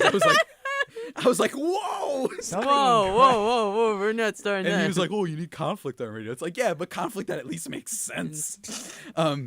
So we're gonna do that, and as well, we don't know how this is gonna work fully, but Josh is trying to bring in his Xbox apparently. Nate, I'm gonna ask right now if you can bring in your Nintendo Switch. Yes. I'm sorry. I was distracted by your Good Place shirt. Oh yeah. Holy, you know what? Yeah. I'm just scared that if I say the words, they'll get mistaken. Yeah. You know what I mean? They're not bad words. If you've ever seen The Good Place, best show ever made. Oh yes. So we're excited for that, and we're probably gonna play. Jackbox Party Pack is going to be involved with Faking It with what's the other ones? Fibbage.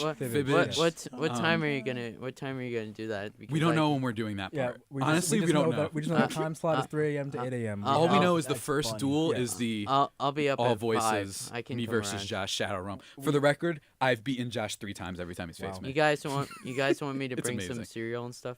Sure. Why not? breakfast. Bring Yu-Gi-Oh cereal. Is there any Remember I Yu-Gi-Oh brought cereal out pie? there? Oh man, Here's yeah, the I thing. remember for That sure. I was dream about it serious. every day. Well, It was incredible. Make pie? You know who didn't love it? I'm gonna expose her. Molly said she didn't actually like it that much. I That's was like, what's fine. wrong with you? monster. You can say that to my face. No, I know. Molly. Monster. But Molly, what's wrong with Molly. you? You're gonna be working with her, Let me yeah. know. Yeah, you're gonna be part of the SMT, man. It's So just what's going on here? So What? can we, What's up, like Trevor? I know you promised me. We don't like pie Yeah. pies out You here. promised me that we were going to talk about Avengers. Oh, we will in Endgame. a second, but I just want to continue the rundown Yeah. of this anniversary, Yeah. Trevor. Don't worry. I just figured we'd save Avengers because Oh, it's yeah. just gonna happen. So I when figured is you Nate prime would time? be- This is the start of it. This is prime time. When are you This is prime asleep? time, yeah. When do we sleep? I'm aiming on because Josh is a lunatic and said he'll stay up the whole time. I'm gonna try and sleep like 9:30 and then have him wake me up or something like that. So or here- Nate. I don't know what Nate's I'm about doing. to say, here's what I'm doing. So I'm going to take a large amount of sleep tonight. I don't have any homework due until like Monday. I do. I have a 10-page paper that's already done. So Wow. I'm gonna sleep a bunch today because tomorrow is my busiest day. I'm gonna be nuts. here. I have 2 classes. I go to another city. I record a podcast here. I have a D&D session in Blanton from 7 to 10. So, and the Shadow Realm starts at 3, so I have to get up about 2. So I'm taking a series of power naps throughout the day, Oh, it's gonna be great. You're gonna see us just Series of roaming power around. naps. and I'm just gonna be fully awake, and I'm just gonna be like, brothers and sisters, let us get started. There's so many voices that are gonna be thrown. Welcome into to the this. Shadow Realm. I think we decided that we're gonna have me and Josh sit there. By the way, we're probably gonna sit in the 3 seats, do something like that. Okay. We don't know how we're gonna figure out the Jackbox thing. Can Okay. maybe you can hook it up to the TV? I was Can gonna you? say, so I'm going to find out where that HDMI Okay. port on that thing is. Yeah. We're going to, because we're doing Yu-Gi-Oh, we're playing Jackbox, and we might also play Borderlands. Yeah, we might just do a live commentary of us playing Borderlands. Yes. Like towards the when we're really tired, like 5:30/6 o'clock, because we'll be on air for so long. We'll just be like, all right, guys, like we're just playing Borderlands We're now gonna- because Borderlands is just a national treasure. Yes. Oh my Yeah. gosh. Oh my gosh. I'm so nice. excited, man. The Yes. Shadow Realm. Yes. I love how we kept joking about this and we actually did it. Like it all started, I think, when I think I had my Yu-Gi-Oh cards in my backpack because I did a fun project for the class, creative thinking. Okay. It was really fun. I'll show you guys that presentation at some point. Where I just talked about Yu-Gi-Oh! And my Godfather saga when I was younger, when I just won money off of that game, and I was just, it was insane. It's a true story. It was madness, and I was so good. And man, like, I think I just brought out the cards, and then Josh bought a deck. He ordered one online, the zombie deck, and then he brought in more cards. I'm gonna bring some of my random cards that I have. It's gonna be a blast. I'm running my evil heroes. Because you know me, I'm evil, and I gotta use the heroes. I think we can thank Wipe Pegasus them for out. the Shadow Realm. Yes, we can thank Pegasus. Because as soon as we started doing Pegasus voices, then it was all of a sudden the Shadow Yugi Realm. boy. He The kept Shadow doing Realm. that. The Just Shadow look Realm. You and look up Pegasus voice on YouTube, and you'll see. You and Josh kills it. You and Josh wanted to duel all the time, and then like it turned into a Shadow Realm. Yeah. And that's like you can't use your voices. Mickey Mouse, we do a started. lot. That started because one day, what was it? Because there's a Mickey thing in the office. For those who don't know, like a little not crate, like a basket thing. Yeah. And it started because my question was, when you get hired by Disney, does Mickey call you? It was really dumb. And I'm like, and then we started doing impressions where he's like, we're going to give you $1 million. And it's just, and then he's just like, if you're not with us, then by default, you are against us. Like, it's just like using that voice. We have so we do that every now and then. We just, yeah. Usually when me, Nate, and Josh are in the office at the same time, it's just nothing's getting done. It's just chaos. Because Nate comes with like the finishing move, and then Josh starts it off, and then I go on a tangent. That's usually it. And George too. George is like the cherry on top, where he'll say something random, and then all of a sudden the entire room breaks down. Yeah, it's a great dynamic. We don't know for sure how the Jackbox, which games will work the best for air. Yes. I think some will work better than like faking it, like the hands and stuff. I don't know how that'll work as much, but like Quiplash will work. Describe in great detail. Yeah, Quiplash I'm good at that. will be. Oh man. Oh my god! I'm glad that you know already how. I wonder how awful the jokes we can make are going to be since we're at 3 on from 3 to 8. I want to know. I want to know how much of the Quiplash will be able to make it on air. Oh man, without the dump button. I think one of us is going to get tired. I think there's a family mode on. Oh really? Oh yeah, we also have a pool on who's going to either fall asleep first or curse first. Yeah, curse first. Who's gonna win the duel between me and Josh? We're gonna put out the prop bets. I'm gonna do that like tonight actually. I'm gonna tweet or post on Instagram the prop bets for the Shadow Realm. Yes. It's who wins the duel first, who wins the randomizer duel, who says I'm out first. I feel like we might get one person. I don't know who. Alyssa, I don't know if she was serious about being involved. Heck yeah. Okay, so we got another person. We got a party of 9. Is Wednesday, 3 a.m. It starts. Heck yeah! I have class at 10, but who cares? Oh so do I. I'm in your class. I have class at. See the funny. Oh man, this is the best. That was it. That's peak digital dash. I'm gonna show up towards the end where you guys are just tired, and I'll just be like, "Hey guys." Yeah.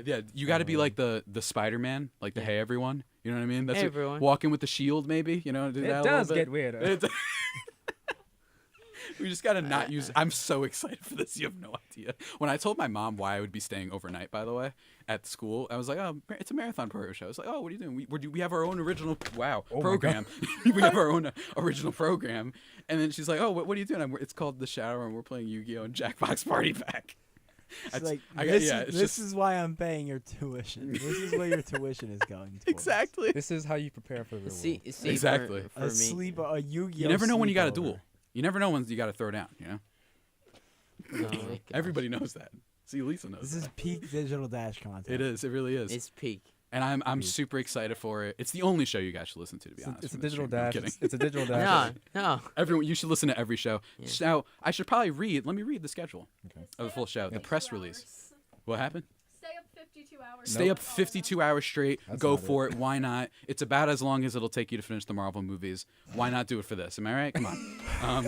Especially for us. So, the schedule, Monday, April 15th, as you can, obviously right now, 12 p.m. to 1 p.m. It's the Digital Dash with me. That's the show, kicking off the anniversary. Then 1 p.m. to 4 p.m., Pop and Popcorn with Paul McGorty. 4 p.m. to 7 p.m., the Rock and Talk radio show from Christopher Trick. 7 p.m. to 10 p.m., Bringing It Back with Louis Biondello. And 10 p.m. to 1 a.m., Electric Trance from Peter Zizas. I think that's how you say the last name. And then, beginning Tuesday morning, 1 a.m. to 3 a.m., Just Jess. From Jess Metcalf. I told her. Incredible name. Really, Jess? Come on. I told her on the Morning Buzz to do the Met Cafe. Oh my gosh. Wasted opportunity. What is wrong with The her? Net Cafe, waste opportunity. I said you can take that one. Waste opportunity. So she has that from 1 a.m. to 3 a.m. and then again from 3 a.m. to 5 a.m. That was her last opportunity. I just dragged Jess on there. Yeah. Who knows what she's doing on her show? I have no idea. I won't be up. I'll be most likely just asleep and dead. Then 5 a.m. to 8 a.m. will be Stomp and Stroll Radio. It got spelled wrong apparently here in the press release. Maybe it's Stomp and Roll. Maybe it is Stomp and Roll. Yeah, maybe. maybe. Okay, maybe it is Stop and Roll. From Pat Cicchetti. Love that show. He plays good music. Great guy. Gotta love Pat. Who doesn't love Pat? Best cop punk and rock and roll. Then The Morning Buzz with Megan Thompson and Jeremy Wall from 8 a.m. to 10 a.m. Real Talk from 10 a.m. to 1 p.m. with Ryan Daniel. Mario's Tuesday Toss-Up with Mario Papa from 1 p.m. to 4 p.m. Off the Record with Austin Jeffers, 4 p.m. to 7 p.m. 7 p.m. to 10 p.m. The Metal Teddy Bear Experience from Chris Annunziata, class of 2015, and was the person that I actually went for my ADJ training, one of the two. I went to him and Kate. So two completely different things. The Metal Teddy Bear and then Keeping Up with Kate, was it that their show? I believe so. I think that was called. Basically just talked. So it was like metal, which I don't listen to metal music. I actually grew an appreciation through it, by the way, through the show. That was awesome. So shout out to him. And then 10 p.m. to 1 a.m., Digging Through the Crate from Tim Jones. No idea what that is. Is that a reference to Crash Bandicoot, perhaps? Whoa! Whoa! Jack. Oh, jeez. What it was the sound? What's the sound of the fruit? Oh my God, I'm 2 again. Oh my God! It's just see Trevor's over there dying. Those are the sounds, right? I remember the mask. You pick it up, and I would think it was saying "Oh my God" really fast. Oh my God! Yeah. Digging Through the Crate from Tim Jones. Don't know what that is, but it sounds great. Love the title. Then Wednesday, this is the last day of the stream. Yes. Starting at 1 a.m. to 3 a.m., Spaced Out Sounds from Haral Patel. And then, of course, 3 a.m. to 5 a.m. and 5 a.m. to 8 a.m., The Shadow Realm. From me, Josh, Nate, George, maybe Pat. He's the only one we don't have. Him and Frankie. We don't have confirmed Frankie Perez. And then Alyssa, last-second decision. She said she's in, apparently. Basically half of the new and already existing SMGs. Yeah, that's a great way of putting it. Me and Frankie are graduating. That's true. Yeah, this is great. Stop it. Oh. No, I don't believe that for a second. Elisa's like, thank God, now I'm taking over. She's like Cersei. The future is now, old man. Yeah, that's what she's gonna say at the end of the show. I'm sad about that. I know. I am sad too. You're getting graduated. I'm gonna be in the. It's my time. And then 8 a.m. to 10 a.m. The Morning Buzz with Kate Bronstein and George Jamgochian. I'm on that. Oh yeah. Wow, you're gonna stay here. You're gonna stay here. Wow, this is great. You're gonna be here from 3 to 10. How are you even gonna fit this many people in here? This is like, I don't know. We're gonna have a waiting line, like getting into a club. That's what's gonna be like getting into the shower room. Oh my God. It's like, hey, who are you with? Bodyguard outside. Absolutely. What's the password? Yes. What's the password? The social media and also the bouncer. Yeah. Oh yeah, that's true. We do have to do socials for that. Thankfully, I also do socials for the record. Yes. I know I don't make that clear all the time, but I do. So, but Alyssa, you can do that now. So yes. I'm here. Might as well. Then the Morning Buzz. Then Sons of Liberty with AJ Malone and Stephen Rambrolo from 10 a.m. to 12 p.m. Then 12 p.m. to 2 p.m. MSU alum Tom Kaminsky. That's just what it is. Class of 1984. Gotta love Tom Kaminsky. I freaked out when I realized he was from here because I was like, I've heard that guy my whole life. You know, the radio traffic chopper 880. Yeah. I think that was the name, right? Yeah. I freaked out. I was like, whoa, oh my gosh, yeah. I hear that name all the time. I was like, yeah, that was cool. And then 2 p.m. to 4 p.m., this is going to be the colloquium that we're live broadcasting. Special interview and live broadcast at the colloquium with Sirius XM host Pete Dominic to close it out. So as you can see, really an upgrade. We started from my show to Pete Dominic of Sirius XM. So obviously they were like, oh, we got to make sure that there's some growth here. You know what I mean? We got to show that we're not just the digital dash isn't the only thing that we got going. Just the only thing, and just like during Shadow Realm, it's just gonna be like a bunch of spaces in between, just where the dump button. It's just I really think that who's the first, who does it the most, who just says, you know what, I changed my mind, I'm going to bed. It's just gonna be like the end of the Shadow Realm is just going to be like the end of a Smash screen. Yeah, I think Josh is just a stat screen. Josh is minus 5,000 to fall asleep. He just won't. I know he's committed. -5. Yeah, like he's definitely going to stay up. Can I get $10 on that? Yeah, absolutely, man. You should play. Anything's possible. I'm gonna put them out tonight. I'm gonna put out prop I'll bets. That's slip what I'm like gonna a do. tranquilizer. And Either Jack is gonna finagle his way and just find ways to game the system. Oh man. I can't wait, man. It's arguably one of the most exciting dumb things I've done. Like just the idea of just we're playing Yu-Gi-Oh on air from 3 a.m. to 8 a.m. And for those who are upset, because I know there's a lot of people upset that they won't be able to tune in because they have to sleep.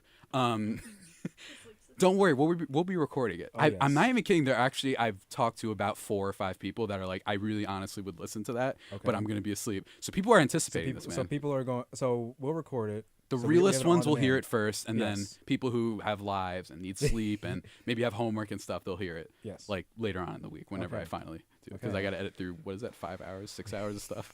By edit, I mean I'll just take out the commercial break parts and then not edit the audio at all because I don't feel like doing all of that. I'll make sure I share that because I want to remember that. Yeah, it's gonna be absolutely incredible, right, Trevor? Yeah. Okay, so I'm so excited. Now that we've gone through the rundown, Trevor, you want to talk about? No, I'm not letting him talk about Avengers. You know why? Because we're just gonna play some features first, and I missed one. Hold on. Let me drag it over. I don't know why this is messing with my mind right now, having to drag it down. You know what I mean? I feel like I'm using my eyes to move it. I wish I could. Imagine that. Technology can just use your eyes to move the stuff from next gen. Okay, that. Black Mirror. Amazon's prototyping that. Huh. Like just like navigating with your phone. Of course they are. No, really. Calm down, Black Mirror. The only thing I regret, though, is that we didn't make a feature for this that we put in there like a month ago. We just start up the hype from a month ago. Because we probably would have got fired based on the ideas me and Josh were coming up with to make a feature for that. Oh, God. So, yeah, guys, we're going to take a little break. Then we're going to get into Avengers/whatever talk, kicking off the WMSC 52nd Anniversary Marathon. Stay tuned. It's been a great show, and we still got some more left. You listen to 90.3 WMSC Upper Montclair. What's up, everybody? We're back here on 90.3 WMSC Upper Montclair. You're listening to the Digital Dash, a great edition of the Digital Dash, I must say. I'm being joined by Mr. Trevor Gioia. Hello. Mr. Nate Williams, first time on the show. Hello. Assistant Engineering Director here at WMSC. Yes. Trevor, host of Geekly, every Wednesday except for this Wednesday from 1 to 4. Every Wednesday. Every Wednesday. Do you know my last name? And then Alyssa Salvato. Oh, you did it. Okay. Yeah. I wasn't Dude, sure. what do you think of me? I didn't It was think like the you other would day know when my I knew last the name of someone. She's like, Oh my I'm God. so impressed. Did you see that? I Oh like my how God. Nate's still in the Yeah. chat. Oh, yeah, by the way, I'm just assistant to like engineering messages. director. I was like, how do you yeah. just know people? Like, you know what? It just happens. I'm You the just know assistant people. engineering director, but last semester I was part of like every team except for sports because I can't do color commentary. So I'm still lurking in the social media group chat. Yeah, it's great. He'll just like the messages. That's all he does. He just likes no, the I messages. like always the forget messages. He's in I there. like the messages, but during Focus Immigration, I saw that everyone was kind of being spread thin, so I ran over from work in Life Hall and took some pictures for them. Yeah, there you go. Nate's just like, he's Oh just wait, ready. is that why It's- you came to the Yes. studio? Oh, That's like that's me and him Kyle being a were good up guy. here, and he's kind of just like here, and I was and like, that's hello. why I also took pictures at the record store for Vinyl-thon. There you go. Alyssa, both of you actually, Nate and Alyssa, since it's the first time you've been on show, I always let my guests talk about themselves for 30 seconds or not. You can just give Ooh. yourself a little intro. I don't know. You can if you want. I feel like I already did. Alyssa, congratulations on the new position. Yes. Thank you. I like being conceited, so I'll talk about myself. I like being conceited. So I just say anything for 30 seconds? Yeah, or not. The greatest time was when I had another friend call in who was just like, I'm good. My name's, this is my name, and I go here at the end. It's like, they didn't say anything, and I was like, yes, finally, someone who's like, no, I'm not doing this. So, yeah, I do love whatever that. you want. Okay. My name is Alyssa Salvato, and That was two what do words. I do? Oh, hold on. I'm Is trying it to think. Alyssa Salvato or I Alyssa? honestly, people can say it however they want. Everyone says it differently. I've heard too many ALS type names and different variations of it. Yeah. I know Alicia, there's Alicia, there's Alyssa, Alyssa. Alyssa. It's like enough. You know what I mean? Enough, Right? people. Come on. Let's go. Let's get it Yeah. together, human race. So, yeah, I just don't care anymore. I'm just like, whatever. But I have the Broadway Bulletin Saturdays from 7 to 10. I didn't have it for the past 2 weeks, so, like, ugh. But it's still there, and it's still thriving. Love it. Mhm. And then I am going to be assistant social media director next year and promotions director. So a lot's happening. Super excited. It's going to be lit. I my God. hit the I saw- folks for I those saw- who didn't see. I saw all It of wasn't that. the worst and most cringy one I've ever seen, but it was. I it have was some there. rhythm to me. Yeah. Like, I got the beat. Like, We got the beat. We got the beat. We got the God, beat. gosh dang it. You know how every performer in anything that they can dance, they sing about how they can't dance. Maybe. I know. No, I'm saying like High School Musical. Oh, right. High School Musical, I Don't Dance. Oh, wow, you're right. Phineas and Ferb, I Ain't Got Rhythm, while he's making beats out of textbooks. Yeah. You know? I know. It's strange, right? Yeah. It's strange what people do. I don't like it. It's like I don't like it when people complain about that they're suffering through finals. It's like, I know you. You have a 3.8 GPA. Relax. You know what I mean? Also, finals a aren't guy that or bad. girl doesn't like me. I'll never be good. It's like, you're fine. Stop. Stop it. You know, it's just Stop it. You know what I mean? Get some you know, help. people who act like they're dumb when they're not dumb, us actual dumb people, we're sick and tired of it. You know what I mean? We're sick and tired of hearing about it. Don't pretend to be dumb unless you are dumb. Yeah, exactly. Enough. You know what I mean? Just stop. You're fine. And also, don't complain about finals when I just saw you partying your brains out all weekend, all right? Yeah. Stop. Enough. Mm-hmm. It's fine. Yeah. I'm not judging you. Do whatever you want. I'm just saying. Don't complain. Yeah, but don't say, oh, I'm up till 4 o'clock. It's like, maybe part of that was because you were just partying all weekend. I saw the Snapchat stories. You know what I mean? I have the receipts. I have the receipts. So, Is it my turn? yeah, go ahead. Go Okay. for it. Go for it. So I'm Nate Williams, also known as DJ Challenger, and also known as Father Rhyme. I have a show on WMSC called The Challenger Hour, 10 p.m. to 1 a.m. on Saturdays. I DJ. I also have a single out called Hibiscus Leaves, which is on Spotify, SoundCloud, all those wonderful platforms. That's my only song out right now, but I plan on doing more stuff. A young polymath over here. Look at him doing everything. He's great. Look at him. Look at him. An illustrious We're guest for sure. looking at him. We are. We definitely are. Yeah. I like the Lara Croft shirt. Thank I know Lara Croft's like your favorite. Yes, one of them. I've also heard you're a fan of Laura Bailey. Yes. I very read the much Twitter so. bio. Very much Is so. that a chicken? Is it a I thought you chicken were on a asking if Laura stick? Bailey's a chicken. I was about to say no.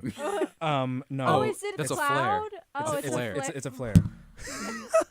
Oh my gosh. It looks like a chicken. A fish. It's It an looks it's an like eight a it's raw an eight chicken. it's an 8-bit recreation of the Rise or Rise of the Tomb Raider. Rise, okay, You Rise. can't tell me that doesn't yeah. look like a chicken. No, I know what you mean. It looks more like cotton candy. Honestly. Actually, I heard you Okay. talking about you hate when things are titled Rise. Yes. I heard Yeah. that Yes. before I came in. I think What was it's that about? gotten over. I don't like Rise, Legacy, and Origins. I feel like those titles are used too much. Yeah. More, not as much with Origins, but Rise and Legacy. It's like, it's just too much. I feel like everything has gotten that before. Yes. We're probably gonna get a Marvel movie soon. So, And speaking of Marvel movies, Yes.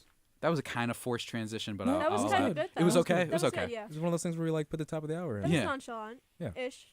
Avengers Endgame. Now, Lisa said Yeah. she's also a fan. I did not know that. She just showed up Oh, here to yeah. do socials and decided to stay on. So here we are. Avengers Endgame. Trevor, I know you've been waiting for it. I'm sorry, buddy. We had a lot to take care of. I know. Just speak. I can't wait to see this movie. I've invited Nate to go see it with me because I had an extra ticket for IMAX 3D. Trevor went ham when that came out. Thank you. I Avengers. I am crazy. I can't I've been waiting for this movie for months. Yeah, For months. like many. Like I've been. I imagine all four of us. Yeah. All four of us would probably have. But for me, I'm just excited to see what this movie's gonna be like. This is gonna be 3 hours. Mm-hmm. 3 I hours know, man. of Oh my gosh. of Deathly Hollow's level intensity. Yeah. That's what I'm mentally preparing for this movie. I'm not quite people- so sure it's gonna be Deathly Hollow's level No, no, because no, no, no, they no. might kill maybe one character in this movie, No, no, but no, no. in terms of the hype, man. Oh yeah, I- absolutely. In terms of the hype, Yeah, absolutely. but I'm preparing for major characters to be killed off. Mm. I am mentally preparing myself for the fact that, I probably could be, I could be preparing myself for Deathly Hallows level stuff. Mm-hmm. For those who do not know, Deathly Hallows has one of the darkest tones ever. Yeah, For a it's Harry it's Potter quite movie. yeah. Have you? I love looking at Because the Endgame is- posters of Endgame is Harry super Potter depressing. movies, Yeah. and then the last one, it's like, oh my god. Yeah. It's like, hey Harry, those are chocolate frogs. To like, you're worthless and you're gonna die now. It's like, what happened? This series is insane. Like, Speaking from a person who's a filmmaker and Mhm. a student filmmaker, it's aesthetically darker too. It's aesthetically like the Yeah. orange and blues and Yeah. teals. Like the teals bring up the fact that this movie's not going to be like friendly from start to finish. It's not. No, I we're know not. that from the fact that some characters I believe aren't going to make it. And who are so- those? Let's get into it. Let's do it. Like Who's gonna die? I Give think, it to me. I think Tony Who's going Stark. to, who's going to stay I dead? think Tony Stark is going to die. Yeah. That is because- 100% not because- gonna happen. Put it on the But board. okay, No, wait, no, no, no, because no, no, they've no, had fake no, footage no. before. Because remember, he was in. I have my the- reasons. He was on the Because did you see the trailer? Spaceship He was type of thing. no, he was on a spaceship, but they also had him walking in the hangar. Yeah, so but that might that. not happen. Yeah, they've said that some of the things they released aren't real. Yeah, because and there was also the He's thing not where dying that there's way. also the thing where they think not that suffocating in a Captain spaceship. Marvel was Give me a edited break. out Yeah. of some of the Yeah. He scenes. needs to say goodbye. I think I think this- he like leaves. a He's veteran. He's trying to say goodbye to Pepper. No, Go for it, Trevor. No, I'm I ready think to you're wrong. I'm ready I to think counter. you're Let's go. honestly. I Let's think go. you're honestly. Go for it. I think Come you're on. honestly wrong because in the first Avengers movie, he Right. said Captain America said to him, "You cannot make that sacrifice play. You make that sacrifice play, you finally understand what it means to be a hero." So basically, Ooh. I think It's a good reason. when Captain America said that, he said at the time Tony Stark was not ready to do that. Now I Not ready think to he's die? ready to do it. The Now I the think big he's play, really lay over to the do it. wire, whatever it is. Now I think he's ready because he said in Age of Ultron he I have created counters Ultron. for all this, by the way. He Don't worry. created Ultron, and he did the idea like, oh, I can protect people, but I also don't know what's wrong with me at the same time. Like, but then you get to Infinity War, and he's absolutely broken by the end of it. And people are like, I'm like, I think Captain America's gonna survive. Absolutely not. No, That's 100% no, not happening. No. Really? No way. He's He's definitely not. done. He's No. done. He's clearly done. He's definitely done. Go. I think Captain America will barely. This is good though. I make like a it. different Will thought. barely make it, Mm-hmm. but he won't like. He'll like probably survive somehow. Mhm. But I personally think the fact that Thor will survive. Mhm. I think Black Widow will survive. Plausible. I think that's possible. For me, I think Hawkeye will definitely survive. I think probably all the new characters will probably survive. I would hope so. Yeah. I think Hulk's going. I think. here we go. I think Really? Hulk, Let me give I a think- counter to Trevor's I- thing first. I think Hulk I'm will ready. become Professor Hulk. Yeah, that's I think- basically it I- means like he has the brain of Banner He has the brain while of Banner. being strong. So I was gonna Trevor, say, may 'cause he I couldn't dismantle your summon- argument he now? couldn't summon a Hulk at all. Try. So first of all, Try. one prediction I have is that there will be internet fanboys that are upset about Captain Marvel. That's prediction number one. Number two, Because are we even gonna go there no, right now? no, Okay. because I already went into a spiel about this. That So got I was really, gonna say really I'll- dark. I was gonna say weeks ago. I was gonna say I'm ready, but like. I wrote about this for the Montclair, and you can check it out at www.themontclairian.org. I I don't don't know write. why I read that so I don't know fast. how to read. I'm Jared. I'm 19. Welcome to the radio I station, never learned how to everyone. read. Radio station, everybody. I don't know how to read. That This should be is our why I tagline. talk. I don't have to read anything. Yeah, there you go. So here's my thing. You said he alluded to at the beginning, right? Yeah. I don't know if you remember the big scene in the movie where he may or may not have taken a nuclear missile into space prepared to die. That's fine. We could totally ignore that. No, It's cool. no, I understand. I understand that. But that was the point. That was a PT. That was after P. That was. Well, he had Pre-PTSD. PTSD from that, right? He got PTSD from that, so he still blocked. Yeah. And he still has that in his head, and I still think that. But you're saying that he But never made the sacrifice play. The There it PTSD is came. for The ya. PTSD Boom. came from the missile, from going into space, but also from having those visions that hey, all the Avengers, they're dead. Yeah. They're all dead now. Yeah. So that's where it came from. That's why even when he was talking to Doctor Strange in the flying donut, as it's been so Yes. as been so lovingly called. Yeah. All of that was coming out. He's been saying how he's had these visions for 6 years, and I think he's been ready to die since the Which is end why he of won't. Avengers. Now here's Yeah, the thing. No, My he's next been- counter. He's been ready to die since the end. I agree with you 100%, Nate.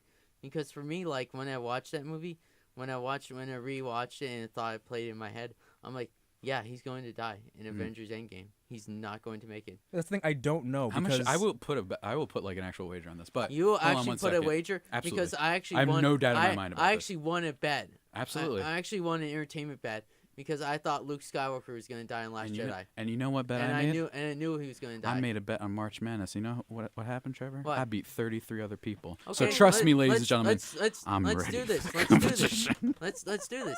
Let's do this. Okay. So my other counter. let's do this. Let's do the bet. Hold on. My other counter to this. I feel like they would have killed him if they wanted to kill him in the last movie. There's something about that scene. First of all, In man, Infinity War? in that theater, oh my gosh, it was a loud gasp. I've never seen anything like Wait, that. in my when? life. When? When he When- gets stabbed, when he gets stabbed. shanked. Yeah. Yeah. It was quite. Oh, The music right. stops abruptly. It's really sad because you know what's coming when he starts fighting him mano a mano. I'm like, oh no, he can't. By the way, that armor. I always talk about this. When I talk about this. That armor is so cool. He's out here transforming into swords and hammer fists. This is just the coolest thing I've ever seen. Just the smartest man in the world or whatever. So, I think that if they were going to do it, they would have done it there. I think it's more effective that he's alive and he's tortured by the fact that he couldn't protect Mr. Parker. That's the thing, because I think it's too. I don't know if I they think want they kill him in Infinity War. If I they don't actually know want if to do they're it. going to give him that, because I feel like death would be too easy for Tony Stark. He's been Exactly. tormented since the beginning. Yeah. I think for me, I'm basing it off another thing, which is the Spider-Man Far From Home trailer. Yeah. Just the fact he's not. But hang on, just the fact he's not in it. No, Is the that what you're saying? fact that Pepper Potts wrote the check, Mm-hmm. and it's not him. Which part is that in? Yeah, but she's in charge of Stark Industries, so you can say that. No, it was the Stark Foundation. Okay. Well, Stark Foundation was in Homecoming, right? No, it was in Civil War. Could be both of them, though. It was in Civil All War. I know is the thing I War. fervently disagree. Captain America's done. He's absolutely done. Yeah. He's done. Why do you say that? And the end of the movie, my other prediction, there's been rumors that every character will be on screen at some point. It's gonna be Captain America's funeral. That's what it's gonna be, ladies and gentlemen. You heard it here first. I don't. Pow. And then at the end, I think it's gonna be a graveyard, and you'll see someone slowly roll out on a wheelchair. That's what you'll see. Isn't Professor X dead? Who knows? Professor X is dead. He got killed by Subject 23. I don't think they're gonna set up the X-Men. I think No, they're not. They're not. I'm just joking about that part. I think they're gonna. That part was a joke. I think they're gonna set up Doctor Doom. They should set up the Fantastic Four because they need saving. Because I think this is what's Very for bad. I thought me. they were gonna do like the Guardian. Super badly.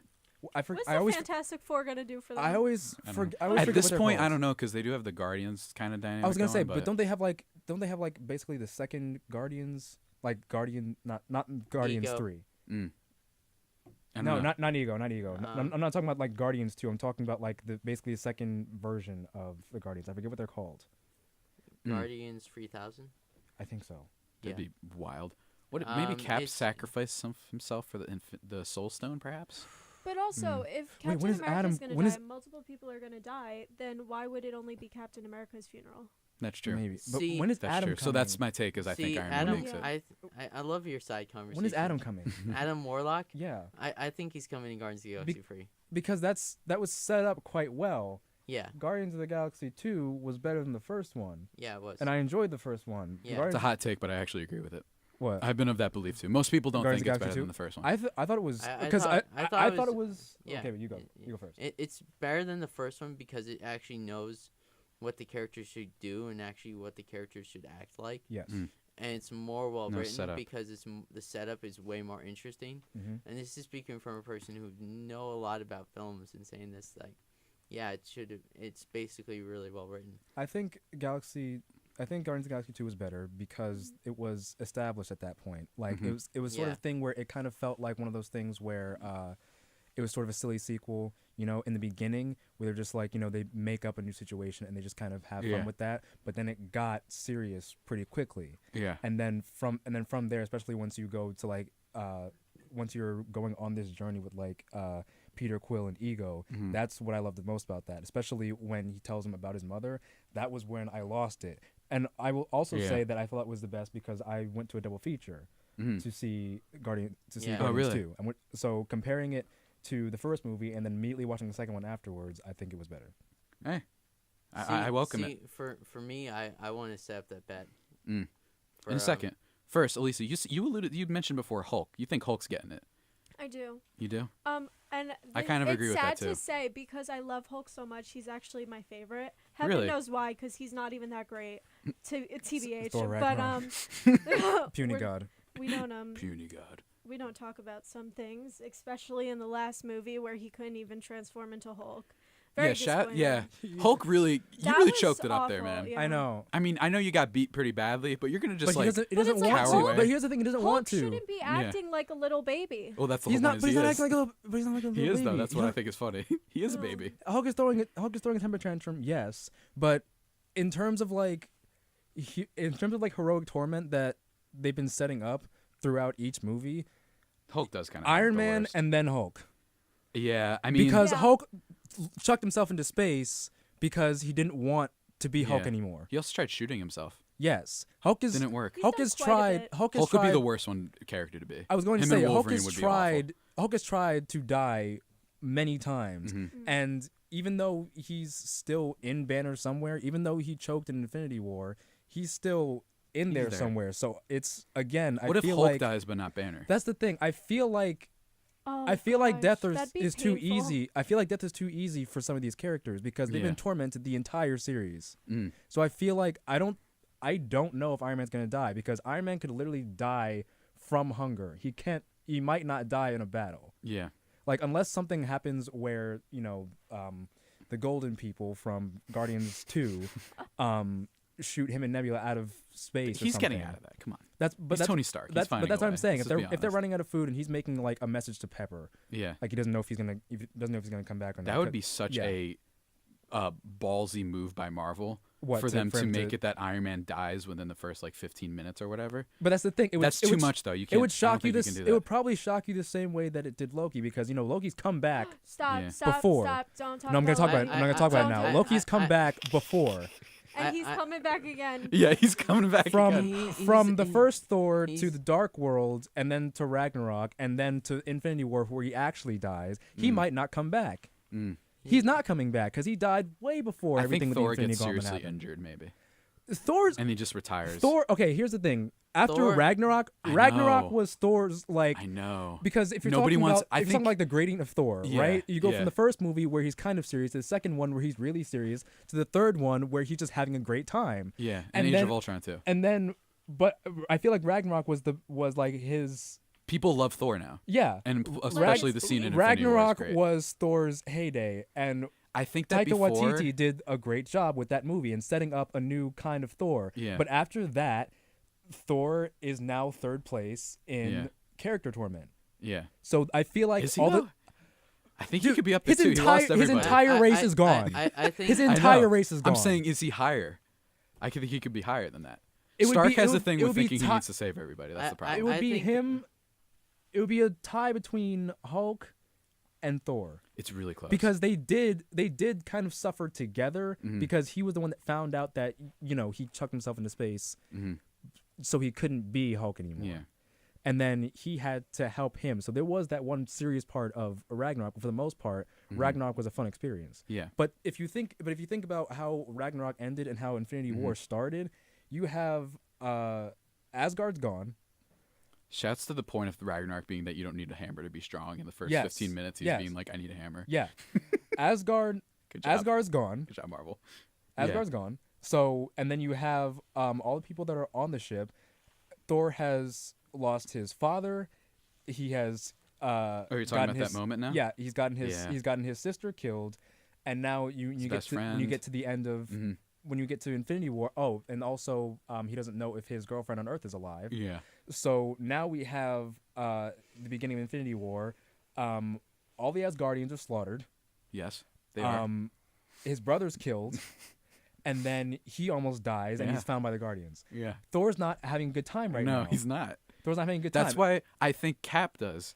That's why I think Cap is the one that's the least tortured. That means that it feels like it's going to be him. He could die. Yeah. I feel like it's heroic. That's what I'm saying. I feel like the characters that are tormented the most aren't going to die. So in my mind, I think Iron Man, Hulk, and Thor are safe. I think what I could see with Hulk is that Hulk dies and Banner doesn't. I could see with Thor that he gets hurt, and I could see with Iron Man that he retires, something like that, and moves away somewhere. And I think he has such a good relationship with Marvel for them kind of revitalizing his career a lot. I could see him cameoing like on a phone conversation with Peter Parker in like the third Spider. You know what I mean? Like I could see him being like he still exists out there, and every now and then they pay him like $28 million just to say 30 seconds because that's probably what will happen there. And this is a question for everyone. Shout out Mark Hamill. This is a question for everyone. Yeah. So it's been confirmed that Far From Home takes place 4 minutes after Endgame. 4 minutes? 4 minutes.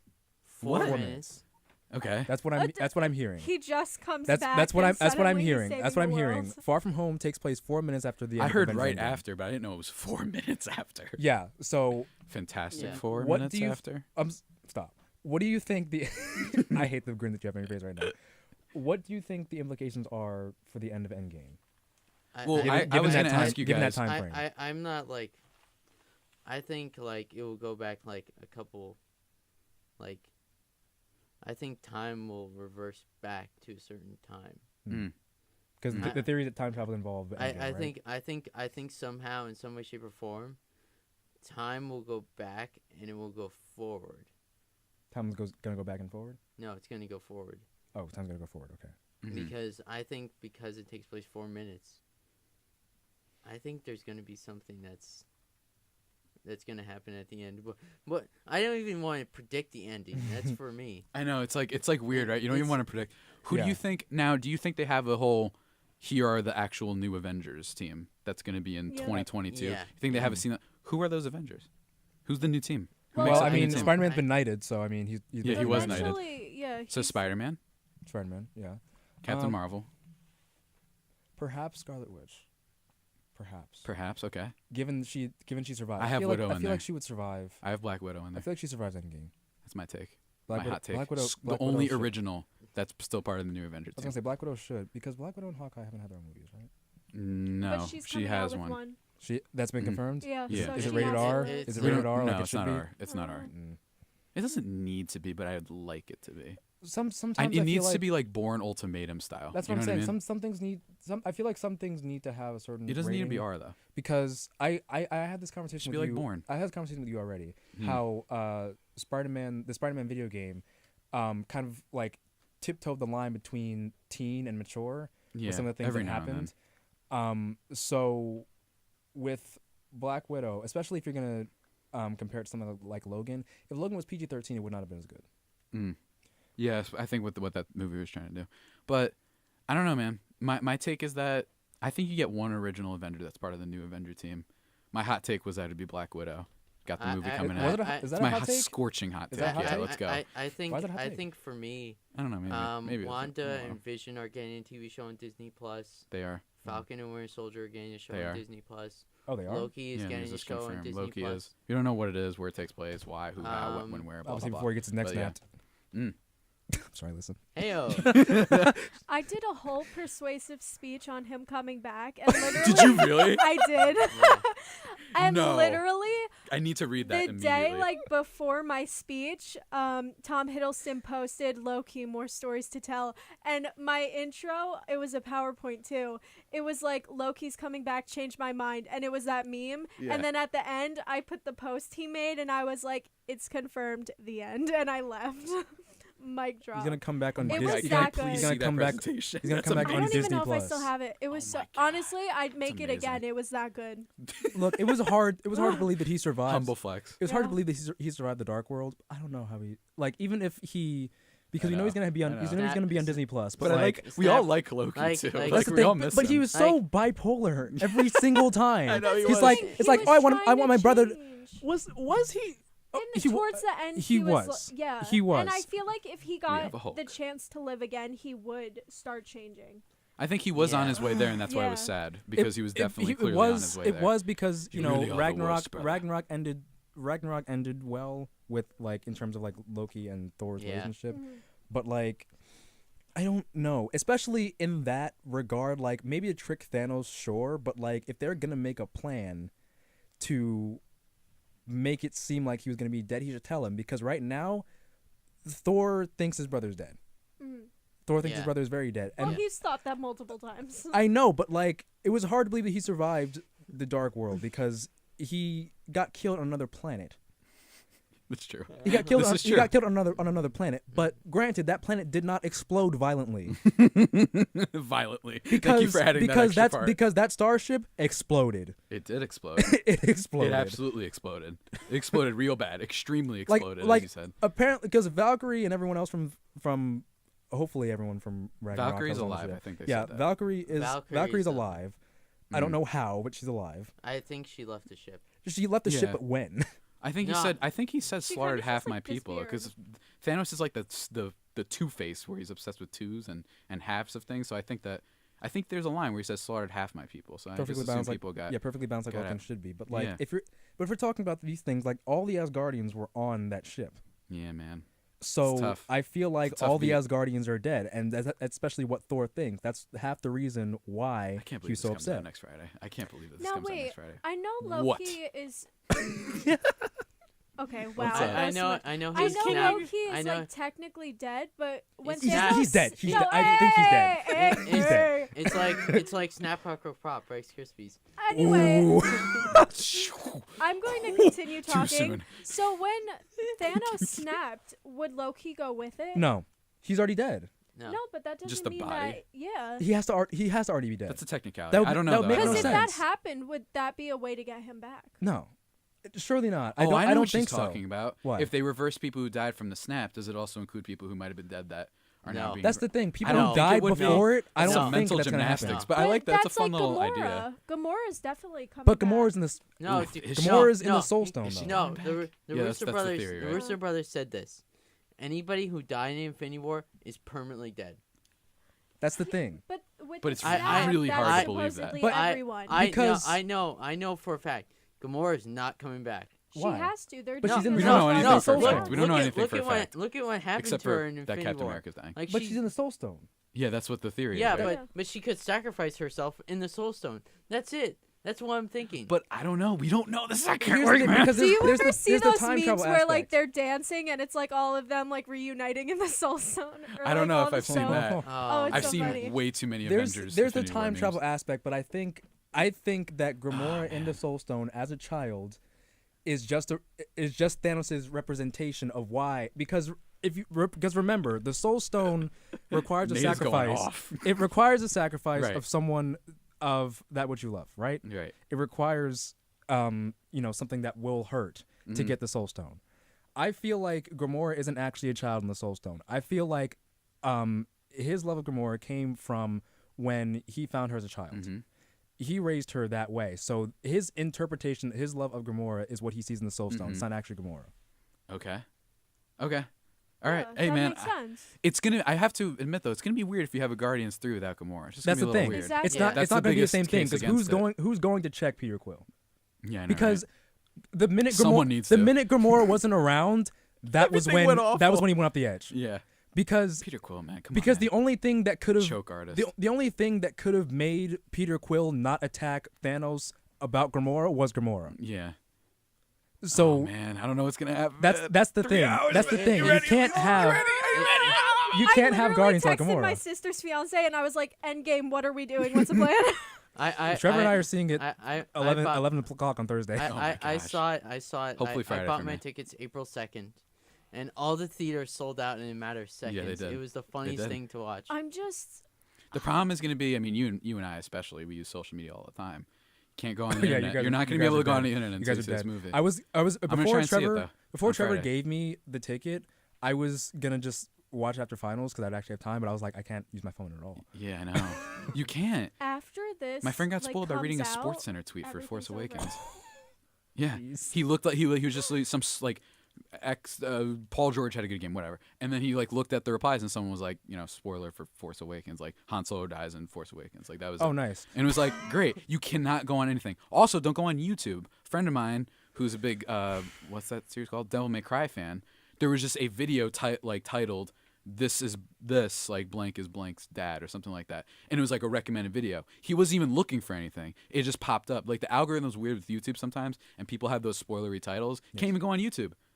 If you go on YouTube, someone's gonna be like, "This is why Captain America died in Avengers Endgame," whatever. You know, Who has finished? Okay, Trevor, have you finished? Do you play video games? No. Okay. whack. So you finished Do you? Spider-Man. Do you, Elisa? No, Have you finished Whack. Spider-Man? I finished Spider-Man? would, but I don't have money. You finished Spider-Man PS4, right? Of course I did. You finished it. What Okay. kind of question is that? So my dude, I'm with you there. So my friend, a huge Spider-Man fan. yeah. He of course wanted to play the game. He bought the game, and then like he decided, like obviously he wasn't looking for anything, Yeah. but he was going on YouTube. He's Yeah. just starting the game, you know. Yeah. He's going through on YouTube, and it was literally a screenshot of M.A. dying. Oh my God. See what I mean? YouTube's bad, man. At least Twitter, it's like you can kind of navigate. Just don't read replies to things. But it wasn't But- even that. Like literally, the Yeah, thumbnail was yeah. M.A. dying. Yeah, the thumbnails and the titles. It's like, what's going on? This has happened to way too many people where they're just on YouTube. Maybe, I don't know what it is. Listening to the Animal Farm audiobook. You know what I mean? And then all of a sudden it's like, hey, this is the end of Game of Thrones. and It's but just here's- like, what are you doing? Come on. This is why like Ah. it's admirable, but also kind of messed up that companies like Atlas don't let you record their games, Yeah. because Persona 5 they don't let you record the game Yeah. because they don't want spoilers for when for the later parts of the game. They don't want anyone to be spoiled. Absolutely. They're making it so that no one can get the game spoiled for them, but at the same time, it's allowing people that actually have control over themselves. They can't share their experience with the game with other people. When this movie comes out, it's all over, and that's what's scaring me. We're in the end game now. I don't. We're in the end game now. Like, what do you? T'Challa. What are T'Challa, we what do you supposed to think do inside after this And I'm this? graduating. Talk about a finale to my It is very orange in world there. career. It is Nuts, very man. orange in there. Yeah. I know. Nuts, man. Crazy. It's nuts, man. I see some of my friends. We are in the end Also, game too. something has to happen Oh, yeah, for Shuri's dead. Spider-Man to go to Yeah. where does he go? London. Because Yeah. he's like, oh, I want to forget everything. Like he Can we didn't just- even Yeah. want to bring the suit. So Can we just- obviously can we just something talk- like Yeah. really bad has to happen. That's true. Can we just talk about Jake Gyllenhaal in the Mysterio suit? Oh my god. How many? think, We have 4 more hours. I don't know. I think the Mysterio suit is cool, but as soon as he took it off, I was like, "What is this?" I'm excited. I This, can't wait. this I can't I'm sorry, wait. the CGI for Jake It Gyllenhaal's does look a probably little gonna rough at points, but Jake it's Gyllenhaal's probably still gonna be a good some time Mysterio, out. but at the same time, just like when he took the helmet off, it's It's like, also a I was goofy like, what is character, the this? fishbowl.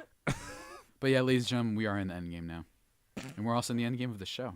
Aw, I know it's been fun. that was Let me good. tell you. It's gonna be. It's gonna be a good Trevor, next we 2 will be weeks. making our wager off air. Don't you worry, Yeah. because I like winning free things. You know Yeah. what I mean? Yeah. And free money. so, ladies and gentlemen, that about does it for today's edition of the Digital Dash. Remember that you can always tune into the show every Monday from 10 to 1 p.m. here on 90.3 WMSC Upper Montclair You can find it on or YouTube. the iHeartRadio app. You And can find now- Digital Dash on YouTube. As always, to close things out, it's Journey with Separate Ways, Worlds Apart, which Austin Jeffers, the music, Tune into the System shadow, music tune for to the some shadow reason realm, hates 3 it. a.m. to 8 a.m. this Into Wednesday. the Shadow Realm, 3 a.m. to 8 a.m. It's going to be fun. Remember, everyone, never accept the world for what it appears to be. Dare to see it for what it could be. I'm Javier Reyes, and I hope you all have a terrific day. See you next time.